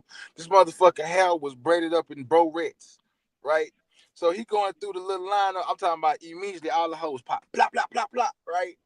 So this nigga going to see why they pop. This nigga gonna say, yeah, I know I'm a bad bitch. Nigga, what? That shit came out this nigga mouth, G. Go watch the episode, bro. Wait. Did Did you say he had barrettes in his hair? Yes, nigga. You know the little barrettes you put on your baby girl? Yeah, but didn't we know that was a woman when he first walked in? Man, kid folks, some of them niggas be setting themselves up for the okie doke and knowing that they set themselves up for the okie doke, but still go and walk out there. Man, that shit is embarrassing. Man, get your man out, man. That shit corny as fuck. He a bad bitch. That nigga said out of his mouth, yeah, I'm a bad bitch. Nigga, what? I was done. Man. I was done after that, bro. That shit was crazy. Yeah, that's crazy. Yeah. So, I don't get it, man. I mean, I personally, I would never go on no shit like that. I feel like I'm too much. I'm too much of that nigga to go on some shit. I feel like going on that show. That's like lowering my level. Like that's beneath me. You know what I'm saying? But just to touch the topic, when she said that. She really told on herself. Again, it's psychological, man. You let motherfucker talk on her, they tell on herself. She let me know that she ain't never dated nothing but hood niggas. Because if you didn't, you would know that it's rich. The niggas who win the Apple Watches more than anybody is the niggas that's got money, that's nerds and business cats and shit like that. Me and Trust was talking today. We was like, niggas who men, those, stand-up men that wear Rolexes. Rolexes is not even a watch you wear every day. Right. Only rappers and Africans wear that shit every day because they're not used to shit. A Rolex is not made to wear every day. That's an occasion watch. But Unless you that rich. This is. Yeah, but they don't wear no Rolex. Why you judging my wealth off my watch? You know. Hey, look. Why you judging my wealth off my watch? Hey, look. I'm gonna tell you something. I'm gonna tell you that one. If you go on with the clip and hear what his response was to the bitch, it shut the bitch up. Yeah, man, I'm in meetings all day. I ain't got time to be pulling out my phone, looking at my phone. I could just go right to the watch. Shut that bitch smooth up. Yeah, shut up, ho. She probably wanted her balloon back, huh? Nah, I think old boy burnt that bitch. A watch, an Apple Watch, like Kenfo, that's the shit.